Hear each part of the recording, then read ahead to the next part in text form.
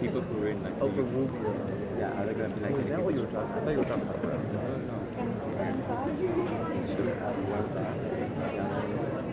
How many people are they going to mention the sun?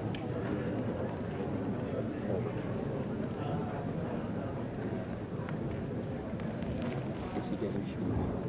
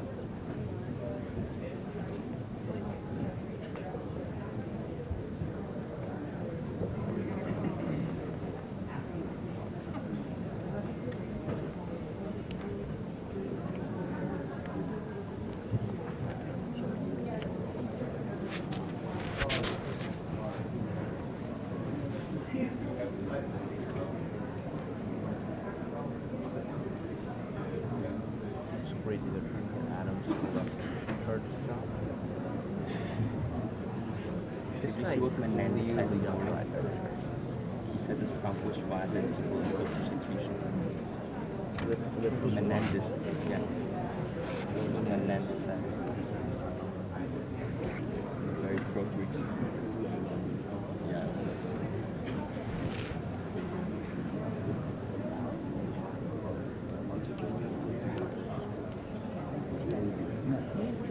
Can you just see more people out with pro-Greeks? No, that's how it works. I mean, it was the Greeks and the Egyptians who had the use of it. What did you say? It was the Greeks and the Egyptians bribing. You think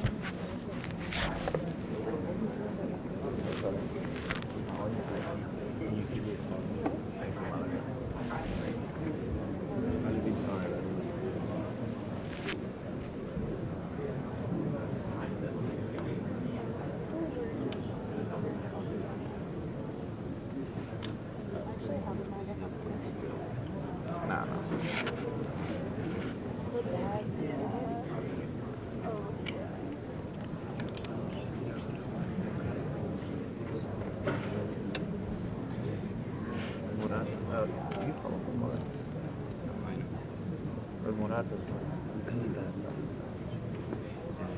needs to put some pressure. I have to check his saying all the retirees want to go to Saudi.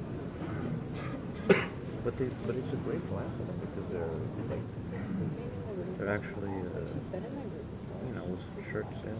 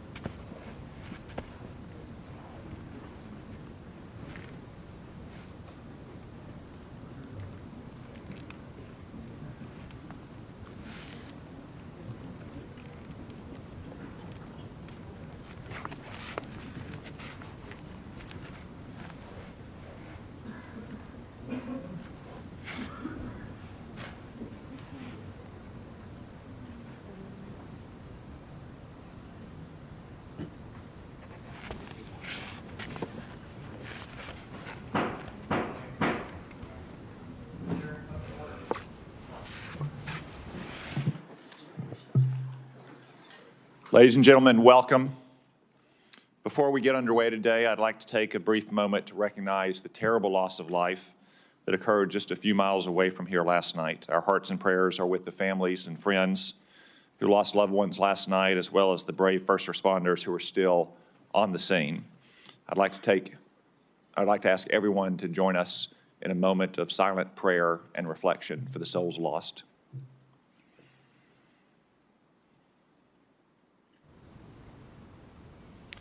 Thank you.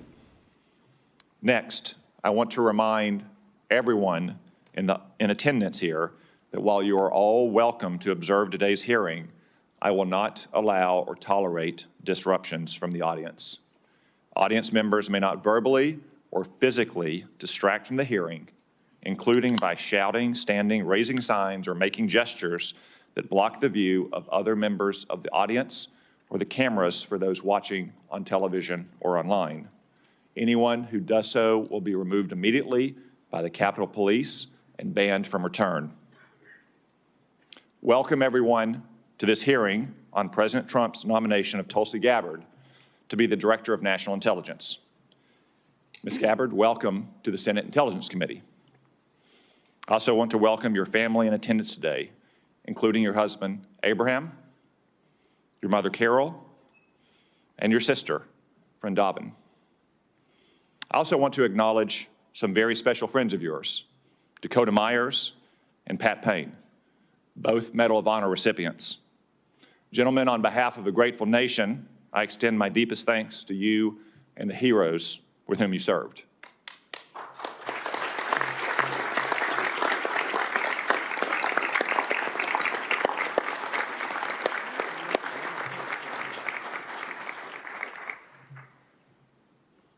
I also note that our next Attorney General, Pam Bondi, is joining us.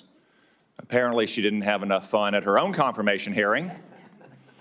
Ms. Bondi, welcome and congratulations. And finally, Senator Joni Ernst and former Senator and Chairman of this committee, Richard Burr, will introduce Ms. Gabbard shortly. We look forward to your remarks. I think it's fair to say that Ms. Gabbard's nomination has generated a bit more interest and attention than do most nominees before this committee. But I want to stress that Ms. Gabbard has been and will be treated with the exact same respect, consideration, and professionalism that we extended to every nominee. No more, no less, no better, no worse. That's how we treated CIA Director John Ratcliffe just 2 weeks ago, and how we have treated DNI nominees like Avril Haines and Dan Coates in the past. For instance, Ms. Gabbard has conducted dozens of office meetings with senators. She has completed the committee's standard questionnaire. She has answered 247 questions in writing. This is all in keeping with the committee's customs, precedents, and rules. Before I address the important work ahead at the DNI, please also let me make two observations about some of the accusations about Ms. Gabbard. First, I'm dismayed by the attacks on Ms. Gabbard's patriotism and her loyalty to our country. For instance, Hillary Clinton has smeared Ms. Gabbard, calling her an asset of a foreign nation. Let me remind everyone that Ms. Gabbard has served in our Army for more than 2 decades. She has multiple combat tours, and she still wears the uniform to this day. She has undergone 5 FBI background checks. I spent more than 2 hours last week reviewing the latest, putting eyes on more than 300 pages. It's clean as a whistle.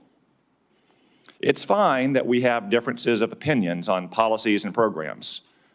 I suspect some of my Republican colleagues might disagree with some of Mrs. Gabbard's votes in the House of Representatives.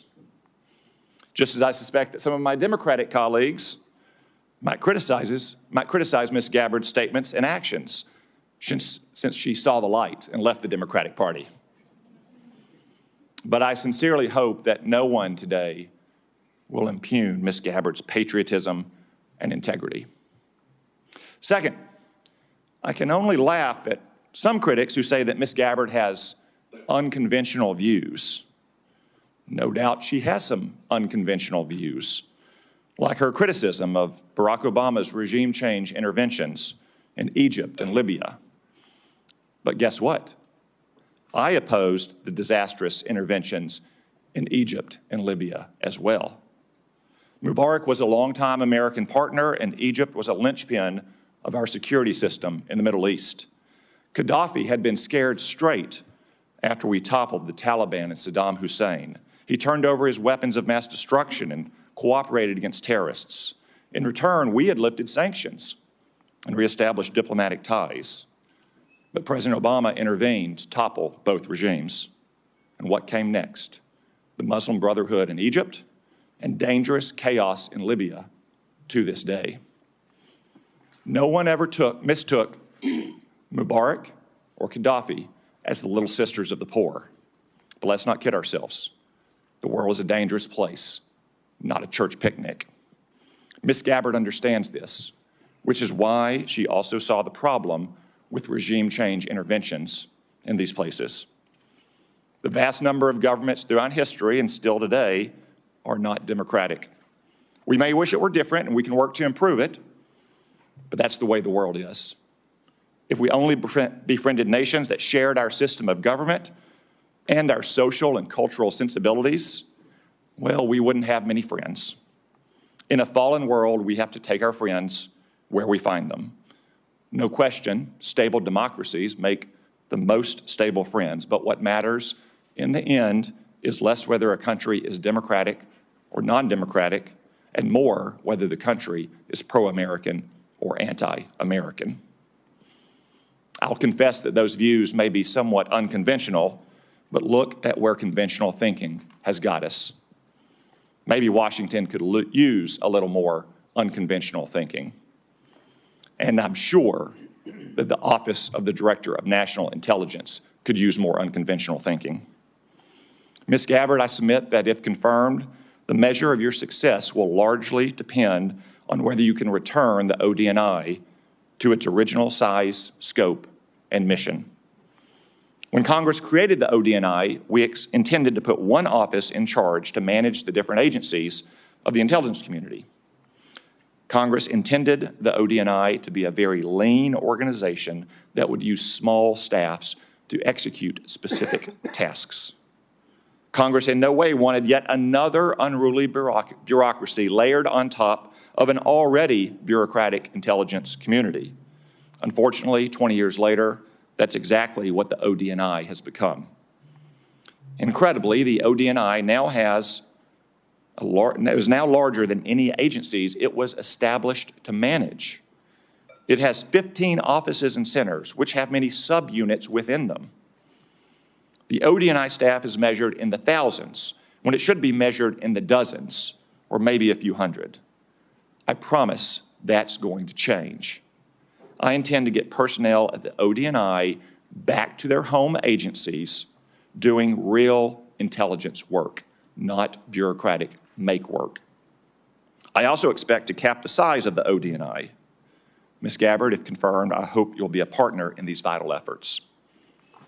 Another example of bureaucratic mission creep and empire building is what's come to be known in the intelligence community as DNI taxes. The ODNI levies these so-called taxes on other agencies, shifting and directing funds away from the intelligence community's core mission to the whims and fancies of any particular DNI. That practice, which seems to have grown and run rampant under Director Haynes, is also going to stop. Ms. Gabbard, if confirmed, you have a lot of work ahead of you. And as chairman of this committee, I'm committed to ensuring that we see it all the way through. At this moment, I'll now recognize Senator Risch for a brief statement. Well, thank you very much, Mr. Chairman. I appreciate that. And I want to thank Ms. Gabbard for meeting with me and having the candid conversation we did on the issues. Unfortunately, I have to chair the Foreign Relations Committee. We have our first substantive meeting today on malign influence of China here at home and abroad. So I'm not going to be able to stay for the hearing. I'm not going to get a chance to ask questions. However, we are going to have a closed session immediately following, and the questions I have trespass upon the security of the country, and as a result of that, they need to be done in a classified setting in any event. So if I beg indulgence to be excused to preside over the other committee, good luck. I know you'll do well. Thank you. You are excused. I was going to leave whether you excuse me or not, but thank you very much. I will now recognize the Vice Chairman, Senator Warner, for his opening remarks. Well, thank you, Mr. Chairman, and particularly thank your comments at the top. I've spent most of the morning out at National Airport. I know Senator Moran was there last night. It's a horrible tragedy. The victims' families are still being notified.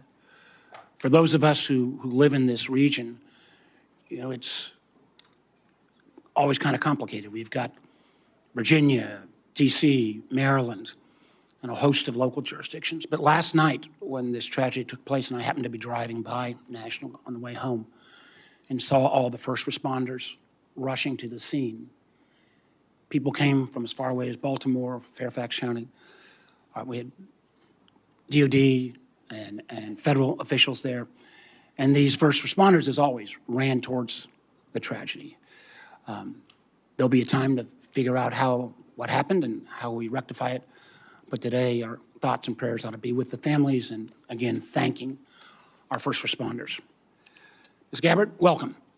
And congratulations on your nomination to be the next Director of National Intelligence. I'd like to begin by thanking you, literally, for your decades of public service, both in uniform and as a member of Congress from Hawaii. I applaud your continuing commitment to serve should you be confirmed. Now, the President has nominated you to be Director of National Intelligence.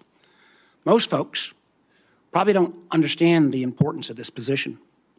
If confirmed, you would lead 18 agencies of the IC. You'll also serve as the principal advisor to the President, the National Security Council, and the Homeland Security Council for all intelligence matters related to national security. And in this role, you'll be responsible for over $100 billion between the National Intelligence Program and the Military Intelligence Program, or the NIP and the MIP as we call them here. It's a position of great importance and significance to our national security, created after one of our worst national security failures, 9/11. For that reason, when Congress established this position, thanks in large part to our colleague and our friend Susan Collins, it mandated in law that any individual nominated for this position must have, and I quote, extensive national security expertise. Now, I appreciated you taking the time to meet with me, and as I noted in that office, both before and after, I continue to have significant concerns about your judgment and your qualifications to meet the standards set by law. First, as I noted previously, the DNI was created in part to make sure we had appropriate intelligence sharing, which prior to 9/11, obviously we haven't. But the mission also is to not only share information between the IC, but also with our allies.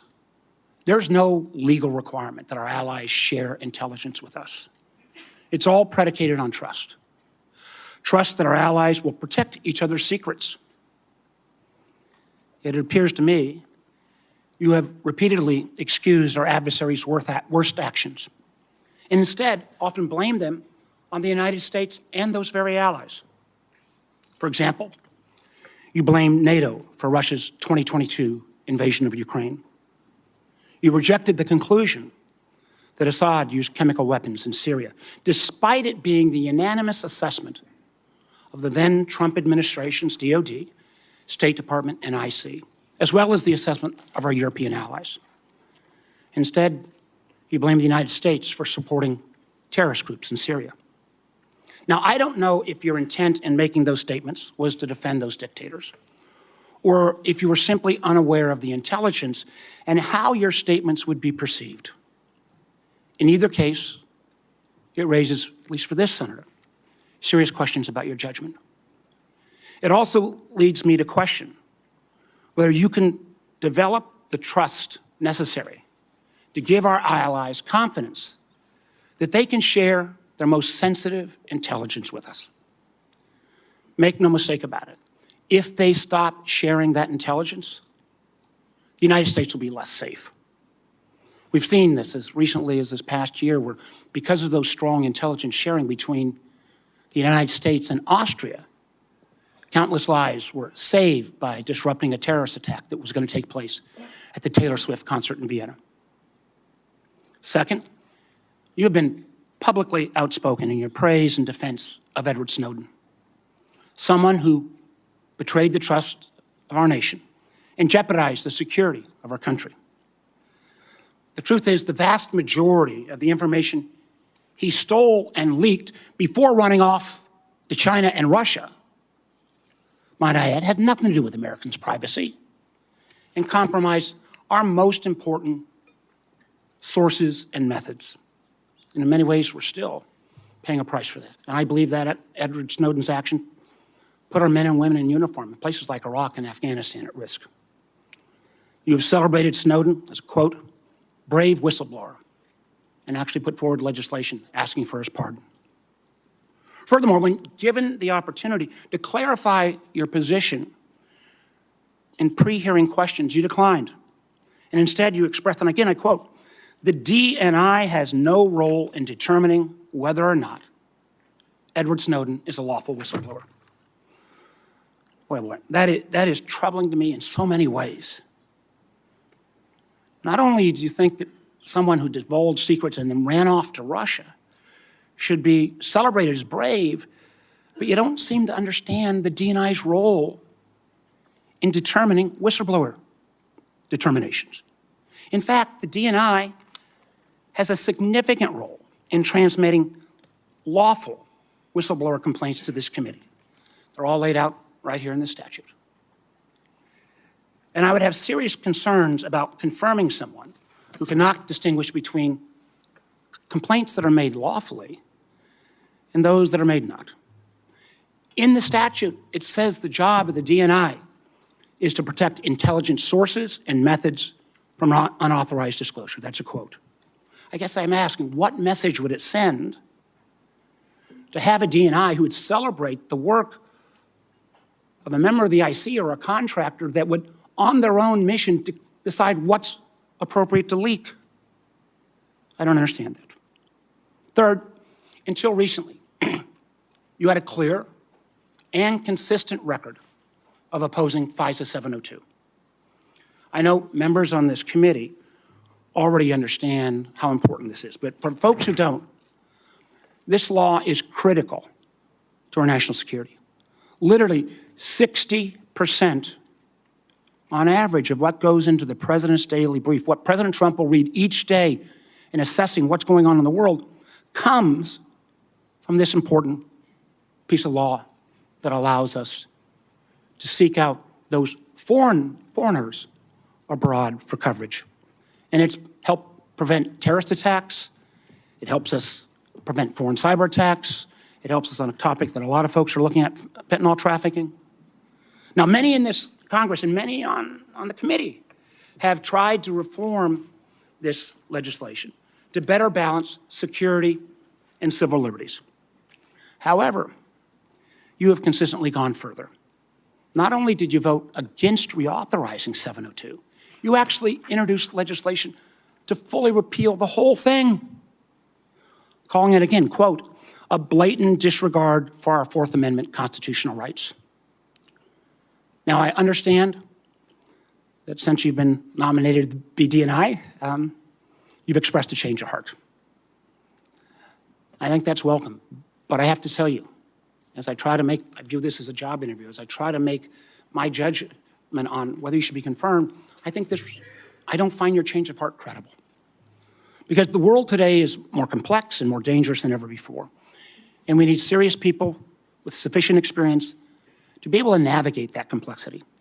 I hope you use this opportunity to address my concerns and all of the members of this committee. I appreciate again your service, and I'm looking forward to a thorough discussion. Thank you, Mr. Chairman. Thank you, Mr. Vice Chairman. We welcome back Senator Richard Burr, the former chairman of this committee who has emerged from retirement to introduce Ms. Gabbard. Yet still, in retirement, he still seems unable to find a pair of socks. Nonetheless, we say thank you and welcome you back, Senator Burr. Some things are very predictable, Mr. Chairman. Mr. Chairman Cotton, Vice Chairman Warner, members of this distinguished committee, I want to thank you for allowing me to join you today to provide my thoughts and support on behalf of Tulsi Gabbard's nomination to be Director of National Intelligence. This is my first visit back to the Senate in slightly over 2 years. Permit me to say, from this side of the dais, you're not as intimidating as I thought when I was on your side of the dais. When I was chairman of this committee, Senator Warner and I stuck to a single refrain with our staff: follow the facts wherever they lead. Today, an anonymous person or group launching a campaign using rumors as sources and accusations as fact can drive the outcome of an election and of public opinion. I know it to be true. Remember, I sat in your chair for the Russia investigation, where we found much of the influence to be the result of fictitious narratives driven by Russia. Now, some of you may be wondering, why do I support Tulsi Gabbard, and why am I here to introduce her as a nominee? I've experienced firsthand a coordinated attempt to influence this nominee's support in the United States Senate and with the American people. I was contacted by several national journalists shortly after the president nominated Tulsi, asking me to confirm one of the many rumors circulating about this nominee. I informed each journalist over a 5-week period that the rumors shared with me was simply not true. This narrative was shared from one journalist to the next journalist to the next journalist. I assume today they ran out of journalists. This was a coordinated effort to kill this nomination. Advise and consent is the responsibility of the United States Senate, and I truly believe that each member takes it seriously. All members of this committee were offered the opportunity for individual meetings with Tulsi, and if you chose not to meet with her, it's on you. I've done my homework, and here are the facts. Tulsi Gabbard's historic life began at birth. She's the first American Samoan-born member of Congress, period. She graduated from Hawaii Pacific University with a degree in business administration with a concentration in international business. In 2002, at age 21, Tulsi became the youngest woman in America ever elected as a state representative. That was not enough. In 2003, she joined the Hawaii National Guard. When deployed, in her re-election, her opponent raised the issue, could you serve the people that elected you if, in fact, you were deployed? What did Tulsi do? She withdrew from her re-election campaign in order to continue to serve our country in the war on terror. This would not be the first or the last time Tulsi put her country above her career. After multiple deployments and serving in the Hawaii City Council, she was elected to the United States House of Representatives, where she served 4 terms. Throughout her political career, she maintained her military service either in the National Guard or the Army Reserve. Media stories and anonymous rumors have questioned her qualifications, her patriotism, and whether she can be trusted, just to name a few. I refuse to question the qualifications of a woman who's worn the uniform of her nation for 22 years and never taken it off. No fewer than 5 times has the Department of Defense reviewed her security clearance and extended it. Every single time.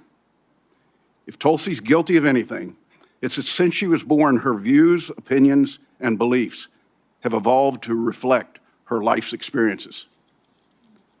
Winston Churchill once said, "Those that never change their minds never change anything." She served her city, her state, her country, while winning the support of the people she represented. She's fought in war, and yes, she's tried to stop wars. At the ripe age of 43, Tulsi has the life experiences that match or exceed most members of Congress. Tulsi was serving in uniform 3 years before some of us here today voted to create the Director of National Intelligence. Chairman Cotton, Vice Chairman Warner, members of the committee, it's my honor to support and to introduce to the committee Lieutenant Colonel Tulsi Gabbard. Thank you, Mr. Chairman. Thank you. Thank you, Senator Burr. Now our colleague, Senator Joni Ernst of Iowa, has taken a few minutes out of her very busy schedule to be here to introduce Ms. Gabbard as well. Senator Ernst. Thank you, Chairman Cotton and Ranking Member Warner. And good morning to my distinguished colleagues. I also do want to take a moment this morning to recognize the lives that were lost in the collision near DCA last night It is a truly heartbreaking tragedy. My prayers are with the victims' families and their loved ones. So thank you. Duty, honor, service. These are not just words. They are principles that have guided Lieutenant Colonel Gabbard. As a young enlisted soldier in the Hawaii National Guard, Tulsi answered the call to duty upon her deployments to the Middle East. From graduating at the top of her class from the Accelerated Officer Candidate School at the Alabama Military Academy, the first woman to do so, to serving as the youngest member of Hawaii's legislature, she upheld honor while breaking barriers both in uniform and in her civilian leadership roles. And today, Lieutenant Colonel Gabbard demonstrates her commitment to service by sitting before this committee, prepared to answer the nation's call yet once again, this time as the next Director of National Intelligence. Tulsi and I share similar backgrounds, both to our nation and to our communities. We've worn the same uniforms, serving in the Army National Guard and Army Reserves, leading battalions and deploying to Iraq and Kuwait. We've both had the privilege of serving in our state legislatures and in Congress, representing the people who shaped our lives and our communities. Tulsi exemplifies what it means to rise above partisanship, putting the needs of the American people over political divisions. She put her own life on the line in combat operations and now has set aside partisan differences as a former Democrat member of Congress to answer the call to serve in a Republican administration. The mainstream media has fought to paint their own picture of Tulsi Gabbard. But let's talk about the real Tulsi Gabbard, the woman and the soldier who I've come to know and respect. And I've known Tulsi for the past decade. Relationships matter. In 2015, then Congresswoman Gabbard met my dear friend Owen, who was a dear friend of mine from Iowa State University.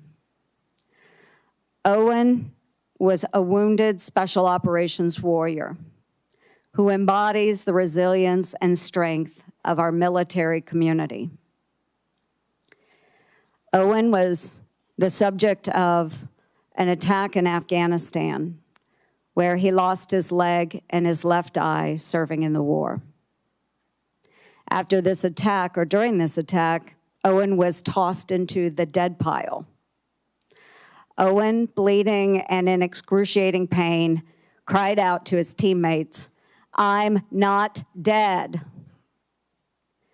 Thankfully, his fellow warfighter attended to Owen, but the road to recovery was long and hard, including a stint at Walter Reed Medical Center. During this time, Owen met a fellow warrior and patriot, Congresswoman Tulsi Gabbard, who became a friend, and today they remain in touch. Owen prides himself in being a very good judge of character. And Tulsi, he speaks volumes of your character. Owen's final message to me before this hearing was, Tulsi has maintained her integrity throughout her career. She's the same gal I met in 2015. She always makes time for our old, broken warriors. And colleagues, I will leave you with this. You know me. I trust Tulsi Gabbard. She will be honest with you. She will listen to your concerns. She will be receptive to your feedback. And rest assured, Lieutenant Colonel Gabbard loves this country, a fact proven by her willingness to put her life on the line to defend it. For over 20 years, she has put on the uniform and checked her political views at the door with one mission in mind: to protect and defend our great United States of America. Tulsi, duty, honor, and service have marked your life. Thank you for your extraordinary dedication to our nation, for embodying the values that make our military the best in the world, and for stepping up to serve yet once again as President Trump's Director of National Intelligence. Relationships matter. I urge my colleagues to support this nomination. My best wishes to you, Tulsi, and to your family. God bless our country. Thank you, Mr. Chair. Thank you, Senator Ernst. I know that Senator Ernst has a busy schedule to include a hearing for Dan Driscoll, the Secretary of Army nominee at the Armed Services Committee. I'm sure Senator Burr has to go on a fishing trip or something. So we will excuse both senators from the witness table.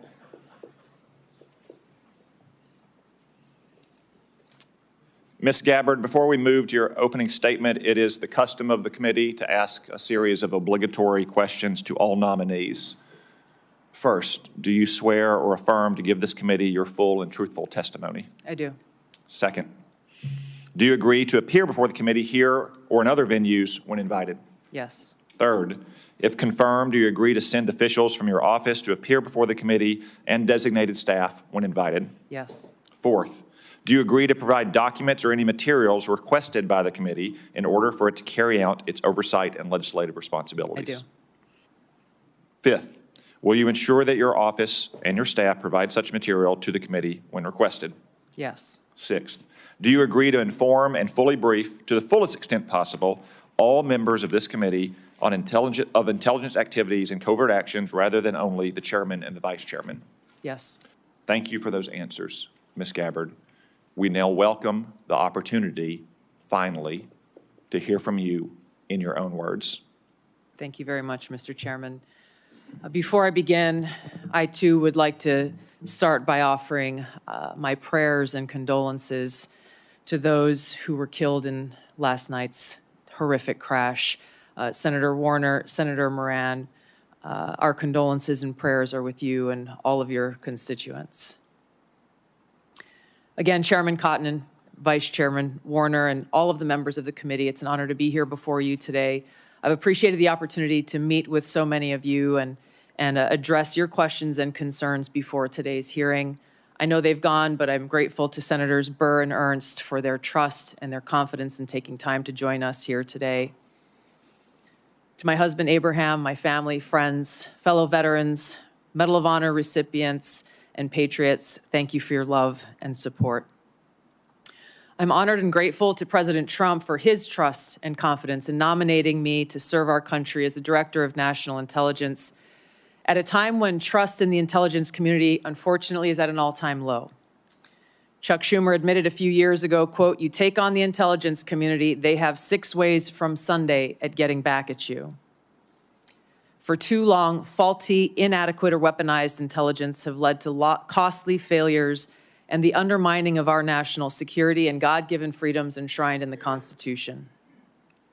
The most obvious example of one of these failures is our invasion of Iraq based upon a total fabrication or complete failure of intelligence. This disastrous decision led to the deaths of tens of thousands of American soldiers, millions of people in the Middle East, mass migration, destabilization, and undermining of the security and stability of our European allies, the rise of ISIS, strengthening of al-Qaeda and other Islamist jihadist groups, and strengthening Iran. Here are just a few other examples. The American people elected Donald Trump as their president not once but twice. And yet the FBI and intelligence agencies were politicized by his opponents to undermine his presidency and falsely portray him as a puppet of Putin. Title I of FISA was used illegally to obtain a warrant to spy on Trump campaign advisor Carter Page, using a Clinton campaign-funded false dossier as their so-called evidence. Biden campaign advisor Tony Blinken was the impetus for the 51 former senior intelligence officials' letter dismissing Hunter Biden's laptop as disinformation specifically to help Biden win the election. Former DNI James Clapper lied to this committee in 2013, denying the existence of programs that facilitated the mass collection of millions of Americans' phone and internet records, yet was never held accountable. Under John Brennan's leadership, the CIA abused its power to spy on Congress, to dodge oversight, lied about doing it until he was caught, and yet has never been held responsible. Under Biden, the FBI abused its power for political reasons to try to surveil Catholics who attend traditional Latin Mass, labeling them as quote-unquote radical traditionalist Catholics. Personally, just 24 hours after I criticized Kamala Harris and her nomination, I was placed on a secret domestic terror watch list called Quiet Skies. Sadly, there are more examples. The bottom line is this must end. President Trump's re-election is a clear mandate from the American people to break this cycle of failure, end the weaponization and politicization of the intelligence community, and begin to restore trust in those who've been charged with the critical task of securing our nation. If confirmed as DNI, I will do my very best to fulfill this mandate and bring leadership to the intelligence community with a laser-like focus on our essential mission, ensuring the safety, security, and freedom of the American people. As the President's principal intelligence advisor, I'll begin by leading by example, checking my own personal views at the door, and committing to delivering intelligence that is collected, analyzed, and reported without bias, prejudice, or political influence. I enlisted in the Army because of the horrific terrorist attack on September 11th and volunteered to deploy to Iraq in 2005, where I served in a medical unit. After nearly 22 years in uniform with 3 combat deployments to the Middle East and Africa, I'm now a lieutenant colonel in the U.S. Army Reserve, where I serve as a battalion commander of soldiers in Oklahoma, Missouri, and Arkansas. I served in Congress for 8 years on the Homeland Security, Foreign Affairs, and Armed Services committees. And it's my experience in the military and in the halls of Congress that have given me a deep understanding of the complex challenges that our nation faces, in both roles engaging with world leaders, in both roles being privy to highly classified intelligence. So I know firsthand how essential accurate, unbiased, and timely intelligence is to the President, to Congress, and to our warfighters. I also know the heavy cost of intelligence failures and abuses. Senator Collins, you led the creation of ODNI specifically to address those intelligence failures of 9/11 and Iraq's so-called WMDs. The need for the ODNI under strong leadership still exists today. If confirmed, I'll bring my experience and fresh eyes to leading the intelligence community. And my day one priorities will be to assess the global threat environment, identify where gaps in our intelligence exist, integrate intelligence elements, increase information sharing, and ensure that unbiased, apolitical, objective collection and analysis to support the President and policymakers' decision-making occur. I'll work to end the politicization of the intelligence community and ensure there is a clear mission focus in the IC on its core mission of this unbiased, apolitical collection and analysis of intelligence to secure our nation. I'll work to rebuild trust through transparency and accountability. This is a national security imperative. And I'll work to assess and address efficiencies, redundancies, and effectiveness across ODNI to ensure focus of personnel and resources is on our core mission of national security. Now, in my meetings that I've had with many of you, you expressed bipartisan frustration about recent intelligence failures as well as the lack of responsiveness to your requests for information. Whether it's the surprise October 7th Hamas terrorist attack, to the sudden takeover of Syria by Islamist extremists, failures to identify the source of COVID, anomalous health incidents, UAPs, drones, and more. If confirmed, I look forward to working with you to address these issues. Ensuring the safety, security, and freedom of the American people is a mandate of leadership that rises above partisan politics. If confirmed, my commitment to the President, to you, and to the American people is this: I will do my very best to find the truth, no matter where it leads, and share that truth with President Trump, his advisors, and you in Congress, providing you with that unbiased, timely, and accurate intelligence as you make the tough decisions that'll impact the safety, security, and freedom of the American people. Now, before I close, I want to warn the American people who are watching at home. You may hear lies and smears in this hearing that'll challenge my loyalty to and my love for our country. Those who oppose my nomination imply that I am loyal to something or someone other than God, my own conscience, and the Constitution of the United States, accusing me of being Trump's puppet, Putin's puppet, Assad's puppet, a guru's puppet, Modi's puppet, not recognizing the absurdity of simultaneously being the puppet of 5 different puppet masters. The same tactic was used against President Trump and failed. The American people elected President Trump with a decisive victory and mandate for change. The fact is, what truly unsettles my political opponents is I refuse to be their puppet. I have no love for Assad or Gaddafi or any dictator. I just hate al-Qaeda. I hate that we have leaders who cozy up to Islamist extremists, minimizing them to so-called rebels. As Jake Sullivan said to Hillary Clinton, quote, al-Qaeda is on our side in Syria. Well, Syria is now controlled by an al-Qaeda offshoot, HTS, led by an Islamist jihadist who danced in the streets on 9/11 and who was responsible for the killing of many American service members. Democrat senators in the past resorted to anti-Christian bigotry against some of President Trump's judicial nominees like Amy Coney Barrett and Brian Boucher. I condemn those actions as a Democrat in Congress at the time, as religious bigotry must be thoroughly condemned by all of us, no matter the religion. Unfortunately, there are some Democrat senators who still don't understand the principle of freedom of religion and Article 6 of the Constitution. Quote, no religious test shall ever be required as a qualification to any office or public trust under the United States. Unfortunately, they're once again using the religious bigotry card, but this time trying to foment religious bigotry against Hindus and Hinduism. If anyone is sincerely interested in knowing more about my own personal spiritual path of Hinduism, I welcome you to go to my account on X, where I'll share more on this topic.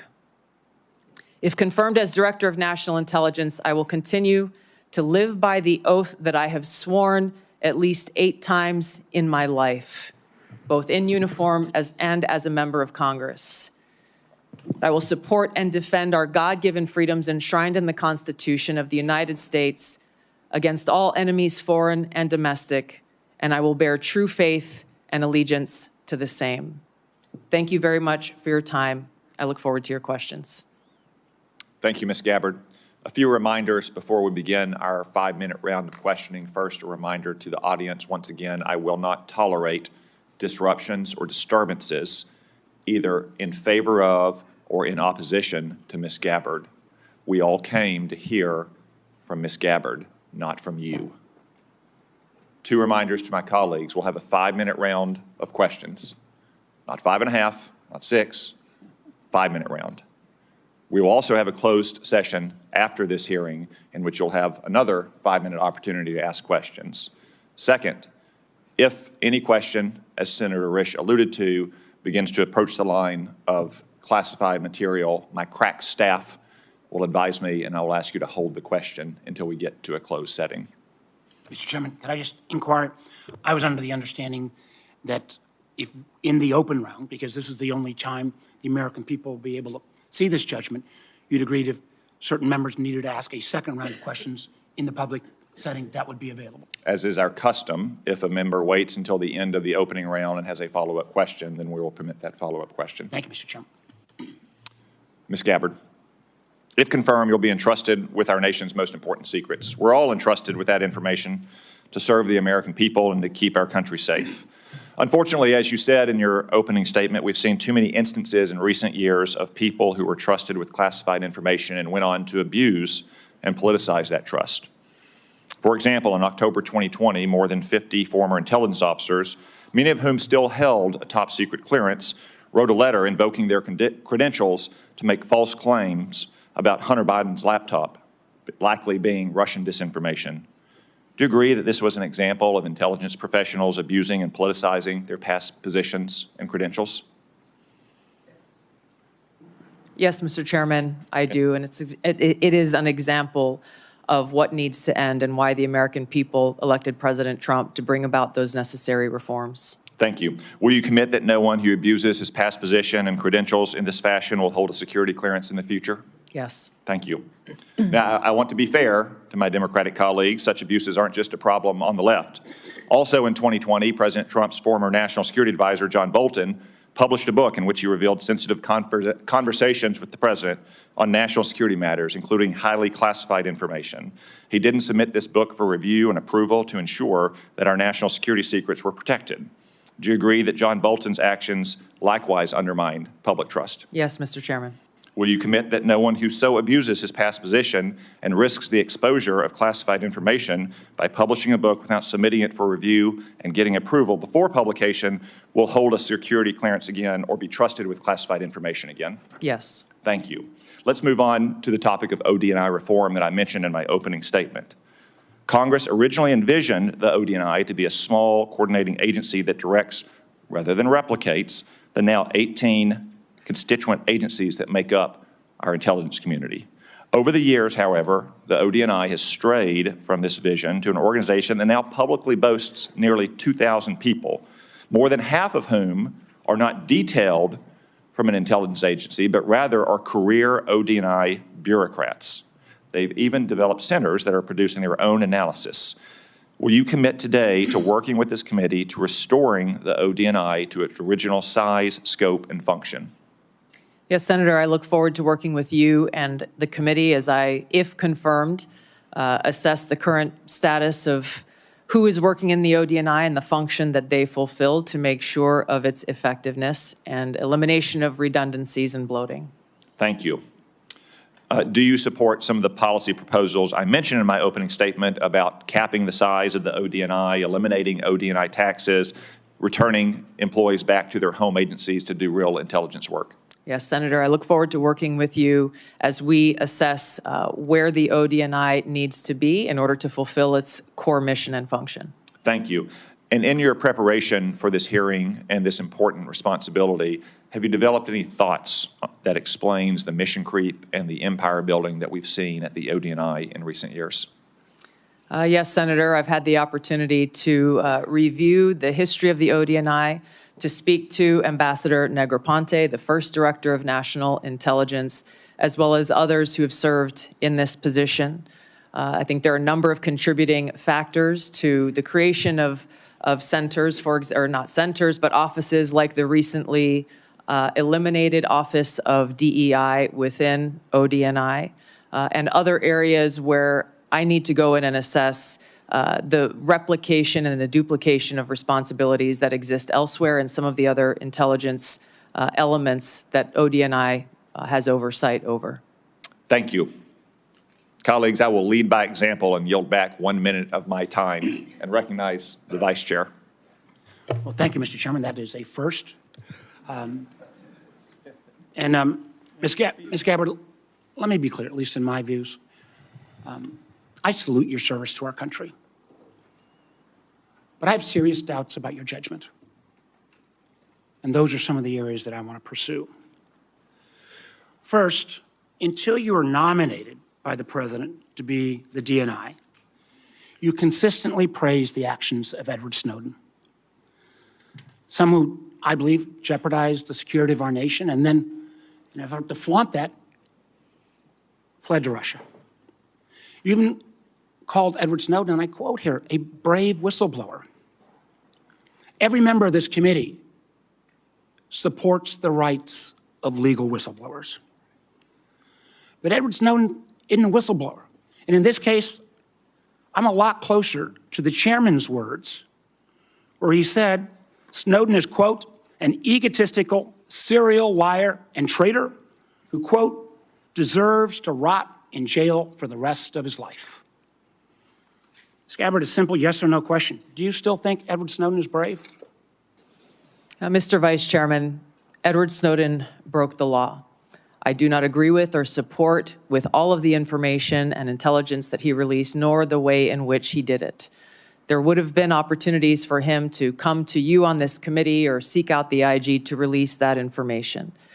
The fact is, he also, even as he broke the law, released information that exposed egregious, illegal, and unconstitutional programs that are happening within our government. Excuse me, Mr. that Gabbard. led to serious reforms that Congress undertook. Chairman, we got 5 minutes. So I take your answer, and these are your quotes. Brave, please join my bipartisan legislation calling for charges to be dropped against him. Do you disagree that legislation was not appropriate? Do you believe he is brave or not?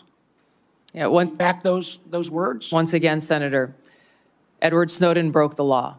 He Ms. Gabbard, also I'm not released talking- we agree that Edward information Snowden that broke the exposed law. the United States Asking you a government's question whether illegal your programs. legislation and your words are still your beliefs.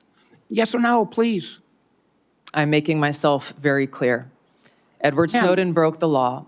He released information about the United States Ma'am, I've government's got other issues to illegal raise. activities. Ma'am, If I may just finish my thoughts, Senator. In this role that I've been nominated for, if confirmed as Director of National Intelligence, I will be responsible for protecting our nation's secrets, and I have 4 immediate steps ask for that I additional would time. take to Chairman. prevent another Snowden-like leak. Ma'am, I would simply ask you again.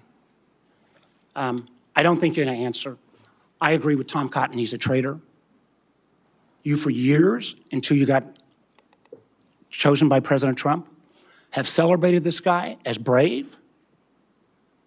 You've called for him to be pardoned, for his charges to be dropped. I cannot imagine a director of national intelligence that would say that kind of behavior is okay. How would we maintain the trust of the IC and the contractors who work for it? How would we maintain the trust of our Five Eye partners? I find it very troubling. Let me move to 702. I know other members are going to raise this. Remember, the 702 is critical to our national security. 60% of the president's daily brief, 60% of the information President Trump gets every day in a PDB will come from this.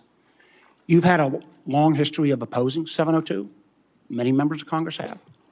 But one of the things you actually done that not many have is not to reform it, but you actually said you wanted to repeal it. But now, whether it's confirmation conversion or whatever, you call 702 vital. And I'm quoting, because of significant FISA reforms have been enacted since you left Congress. Ms. Gabbard, what are the reforms that have led you to now support 702? In the short time that I have, Senator, I will just note that my actions in legislation in Congress were done to draw attention to the egregious civil liberties violations that were occurring at that time. Ms. Gabbard, Ms. Gabbard, I ask you a question. Please give me the courtesy of responding. You said the reforms now make you support it. What can you cite? Which reforms? There are a number of reforms to include In the getting new bill, rid in the new law, that, right? that all of you and your Gabbard, wisdom. Ms. Gabbard, my time is getting short. But I got to just tell you, after the reforms were passed into law in April of 24, you went on Joe Rogan's podcast in May. The bill is now law. And you said, quote, this bill took an already bad problem and made it many, many times worse. Again, in my mind, this is a question of judgment. 702 is critical. I appreciate this late conversion, but I'm not sure I buy it because you've had such a consistent position. Again, I know my colleague's going to raise these, but rather than standing up to dictators like Putin and Assad, you've sometimes amplified his talking points. I mean, I just do not understand how you can blame NATO for Putin's brutal invasion of Ukraine. And when Assad used chemical weapons against his own people, you didn't condemn him, and I can go through all the quotes. You actually questioned Americans' intelligence. Now, you mentioned a lot about trust. You know, and one of the things that I'm so proud on this committee is my friend Senator Burr said, we always follow the truth. I say on this committee, it's the most valuable work I do in this Senate, we have a bipartisan approach to intelligence. I think we have worked to try to keep the intelligence community and earn their trust, and frankly, earn the trust of the American people. But I, respectfully, ma'am, I just don't believe on your judgment and credibility issues that this is the appropriate role that you should take going forward. Thank you, Mr. Chairman. Senator Collins. Thank you, Mr. Chairman. Ms. Gabbard, Edward Snowden does stand out as having done particularly grave harm to our national security by revealing top secret information, including sensitive sources and methods, thus jeopardizing agents in the field. So let me ask you a question. If confirmed, would you support or recommend a pardon or any kind of clemency for Edward Snowden? Thank you for the question, Senator Collins. If confirmed as the Director of National Intelligence, my responsibility would be to ensure the security of our nation's secrets and would not take actions to advocate for any actions related to Snowden. So the answer is no. Is Correct. that correct? In 2020, you introduced the Protect Brave Whistleblowers Act, which would amend the Espionage Act to make it more difficult to prosecute individuals who reveal classified information. In particular, the bill would allow individuals to disclose even top secret information as long as it's not done with the specific intent to injure the United States or advantage any foreign nation. Your bill would also have created an affirmative defense if public disclosure of classified information were made for several reasons, one of which was to expose gross waste of funds. I strongly oppose this legislation, which would hamper our ability to prosecute people who give our adversaries classified information. So let me ask you this. Ms. Gabbard, do you still support providing individuals who have access to top secret information with the ability to make their own decisions regarding whether that information should be publicly disclosed, even though disclosure may cause tremendous harm to our country or our allies? Senator, we cannot and should not have individual vigilantes within the intelligence community making their own decisions about how and where and when to expose our nation's secrets. The intent of the legislation that you have pointed out was pointed towards ensuring due process for those who are charged under the Espionage Act in a court of law. This is a law that has been abused in some cases and used for political purposes. President Obama charged more people under the Espionage Act than all other presidents combined. If confirmed as the Director of National Intelligence, my sole focus and goal would be our nation's security, which includes ensuring the security of our nation's secrets. And I would work to make sure that we don't have any disclosures or vigilantes taking it upon themselves. There are numerous legal paths that will protect this information for those who feel they have concerns. And I look forward to working with you and this committee on making sure that those protections are known by every single person in the workforce and effectively implemented. So you do not support allowing individuals to make their own decisions without authorization to disclose secret information, classified information? Yes, and I believe we have the legal structure in place for those who have concerns to address them. As you know, there has been speculation in the press that you met with Hezbollah, a terrorist organization affiliated with Iran. Have you ever knowingly met with any members, leaders, or affiliates of Hezbollah? No, and it is an absurd accusation. Let me ask you one final question in the short time we have left. With Hamas, ISIS-K, the Houthis, all the Iranian proxies in Syria and Iraq, Yemen, and Al-Qaeda all posing general resurgences in the Middle East, Africa, and Central Asia, I'm alarmed at the lack of focus by the IC on this threat to our safety. We don't want to have to call you back to this room after a terrorist attack and ask, how did the IC miss this? Great power competition, China, Russia, definitely pose threats to our country, but the terrorist threat is arguably the most imminent threat, according to former FBI Director Chris Wray. If confirmed, what would be your strategy to refocus the IC on the terrorist threat to our country and to Americans abroad?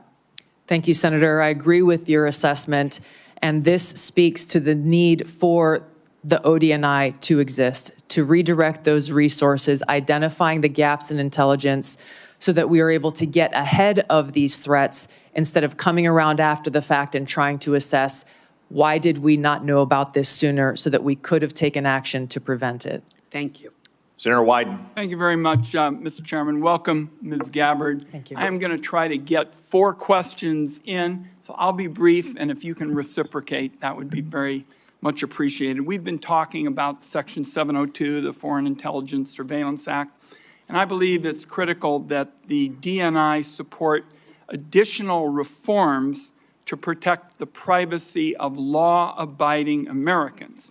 In your written response to committee questions, you wrote, and I quote, "Warrants should generally be required before an agency undertakes a U.S. person query of Section 702. Is this your current position?" Yes, it is, Senator. And as you'll note in that written response, I noted some exigent circumstances with which there may be other options. But I also want to make a note that a simple warrant requirement is ultimately going to be a policy decision that all of you will make.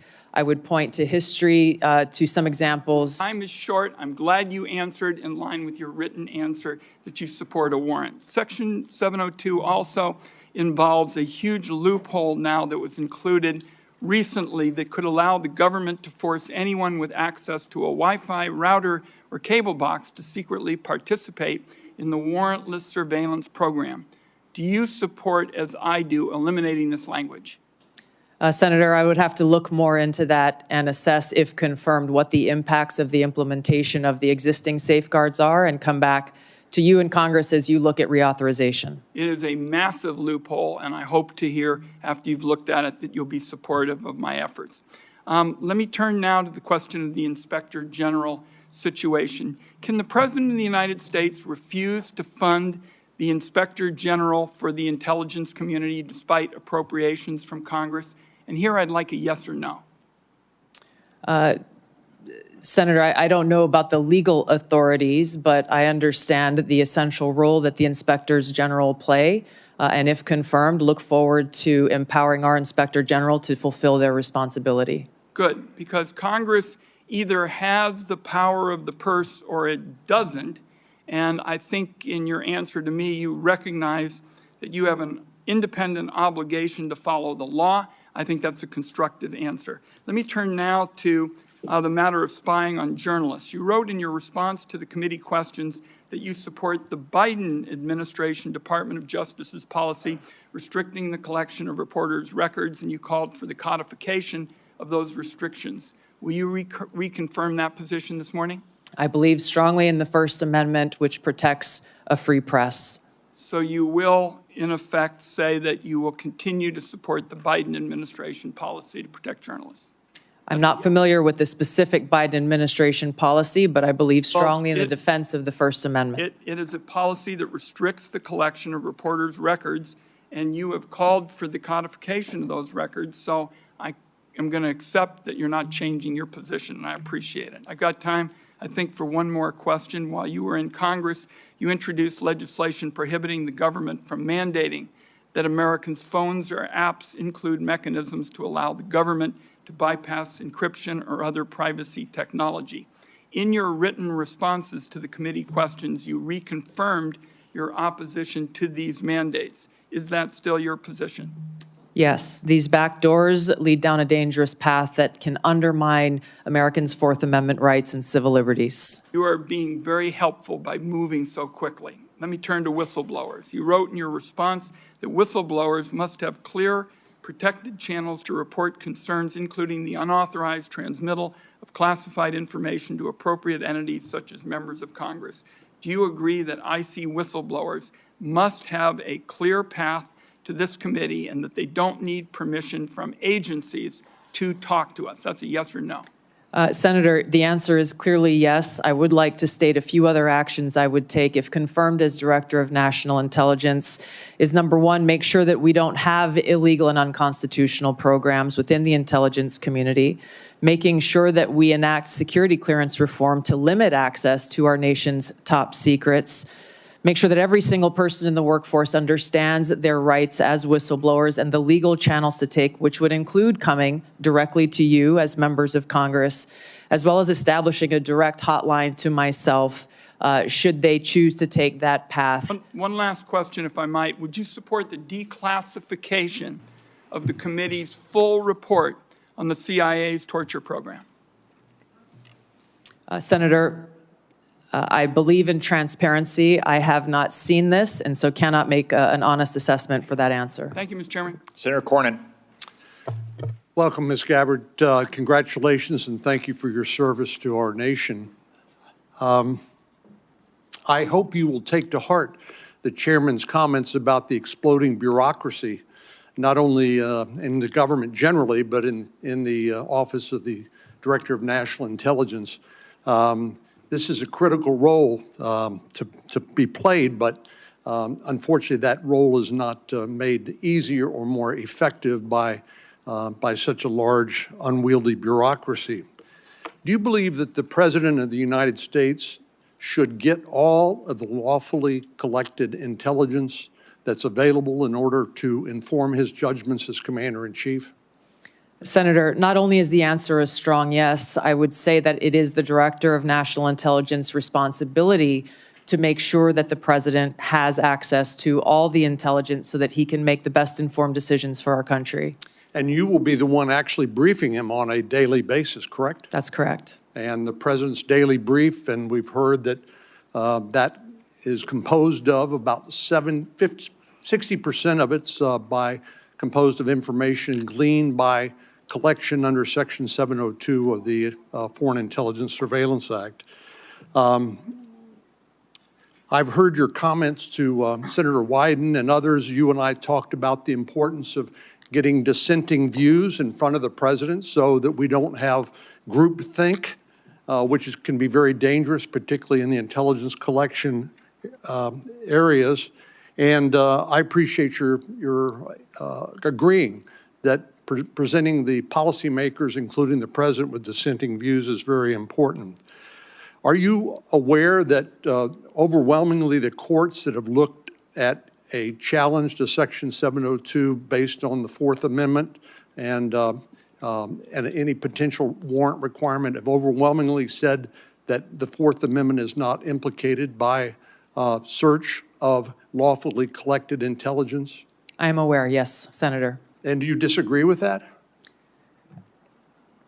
What I began to say in answer to Senator Wyden's previous question on this issue is, number one, the decision about a warrant requirement will be yours to make, not mine as the Director of National Intelligence. You'll be the Director of National Intelligence, and people will be wanting to hear from you about what we should do as policymakers.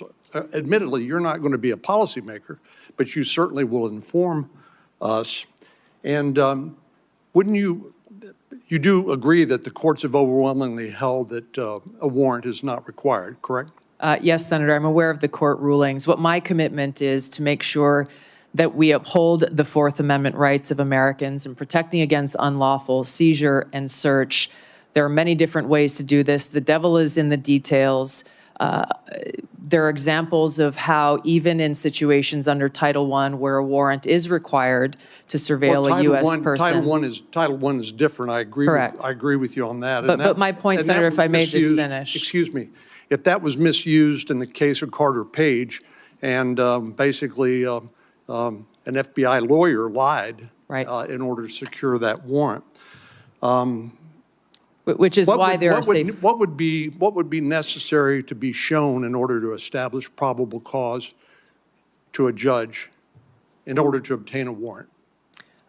Again, Senator, that's not for me to say. That would be for you all to decide and for the Attorney General to weigh in on. Do you know what the elements of probable cause are and whether that's a practical and workable solution? This is the center of the debate, the high standard of probable cause that's required to get a warrant, and why this will continue to be a conversation, again, with the Attorney General weighing in and all of you in Congress making this policy decision. The CIA director, John Ratcliffe, said during his testimony before this committee that he believed that a warrant is not only required by law, but is actually impractical. Do you disagree with that or agree with that? I will be in a better position to make an assessment on the practical implications of this if confirmed as DNI. My commitment remains to uphold the Constitution and Americans' Fourth Amendment rights. Where would the warrant be sought? Would it be in the Foreign Intelligence Surveillance Court, or would it be in some other Article III court? My understanding is that it would be in the Foreign Intelligence Surveillance.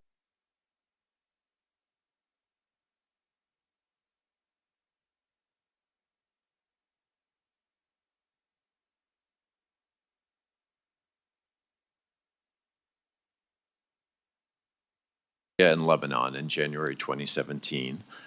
Bassam Kawam personally paid for that trip, and Bassam and his brother Ilyas accompanied you to both Lebanon and Syria. The Kawam brothers have links to the Syrian Social Nationalist Party, an ally of Hezbollah, and in fact in 2008 the Syrian Social Nationalist Party participated in the assassination of a former Lebanese prime minister and assisted Hezbollah in Beirut. When did you become aware of the links between the Kawam brothers and the Syrian Social Nationalist Party? Senator, thank you for your question. Just a point of clarification. I paid for my own expenses and travel on that trip.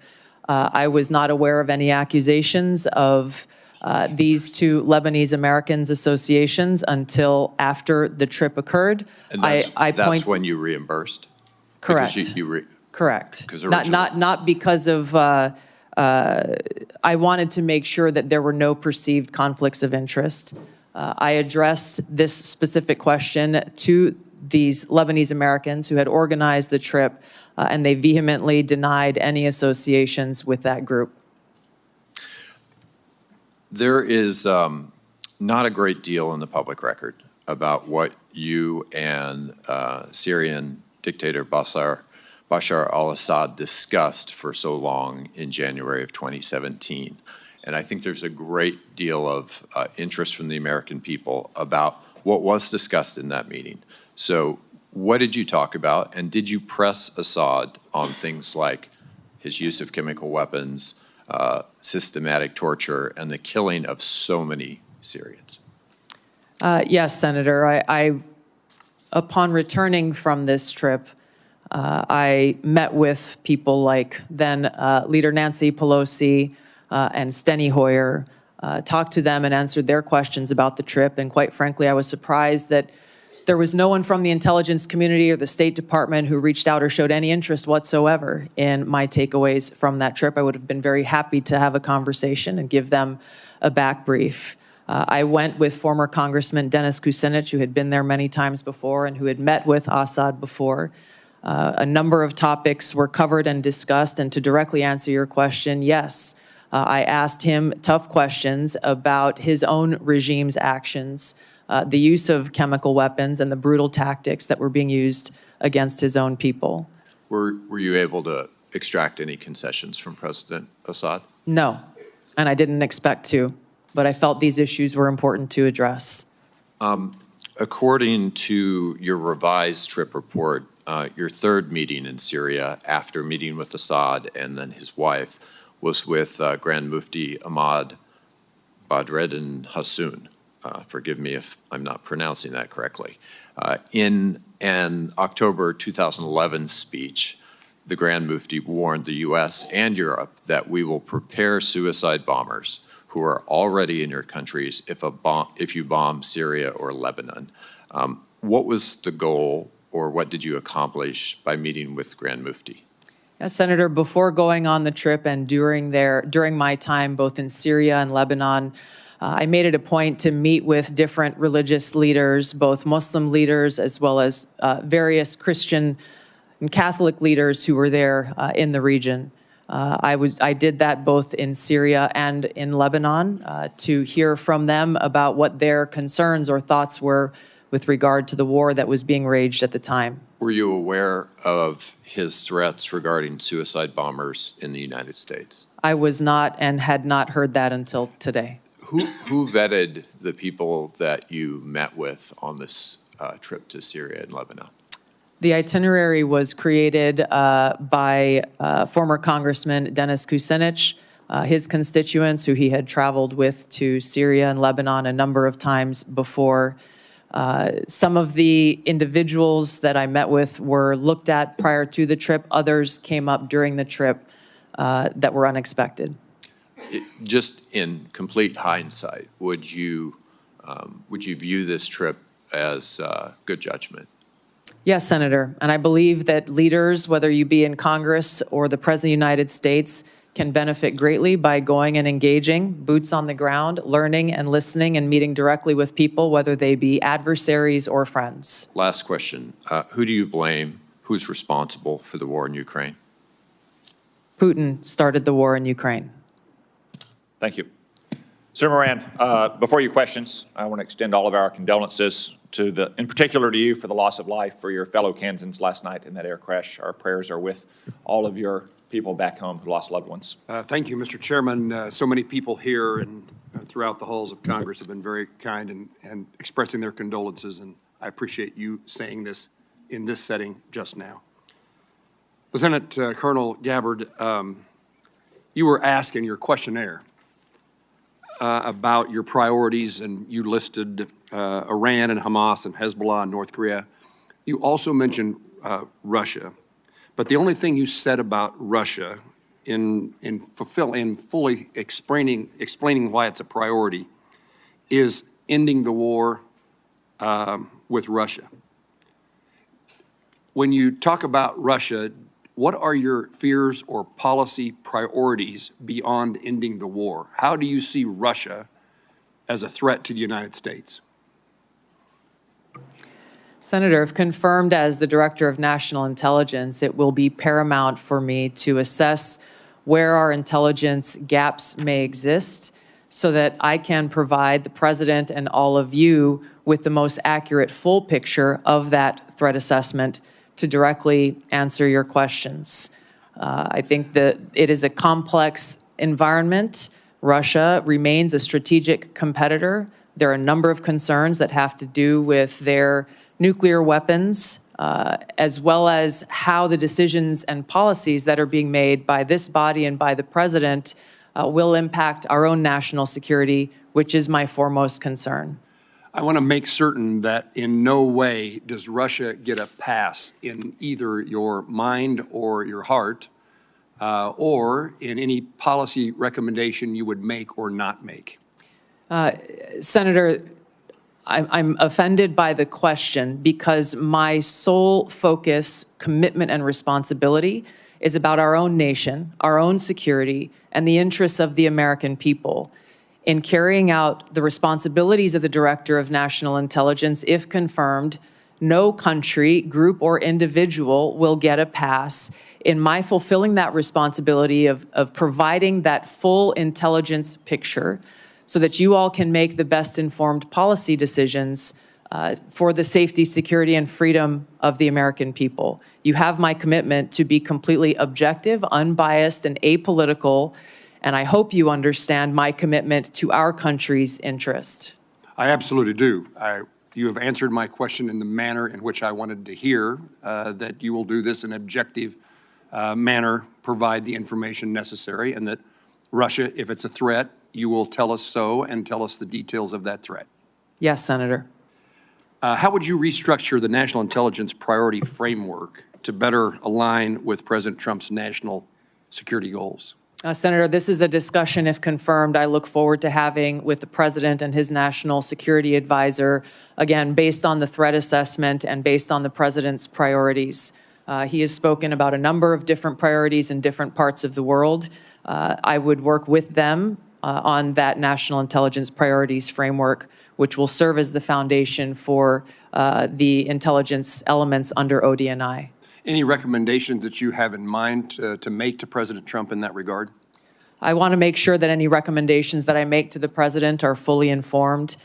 From where I sit now, I don't believe that I can make those recommendations. I take that responsibility seriously and wouldn't want to shortchange him without first doing the due diligence and work to make sure my recommendations are well-founded. How will you, Lieutenant Colonel, as the DNI, if confirmed, meet the objectivity and political neutrality requirements to ensure that you're telling the White House what they need to hear and not what they want to hear? A follow-up to that is, how will you handle conflicting intelligence reports from the various members of the intelligence community and present a broad intelligence picture to the President? Yeah, thank you for the question, Senator.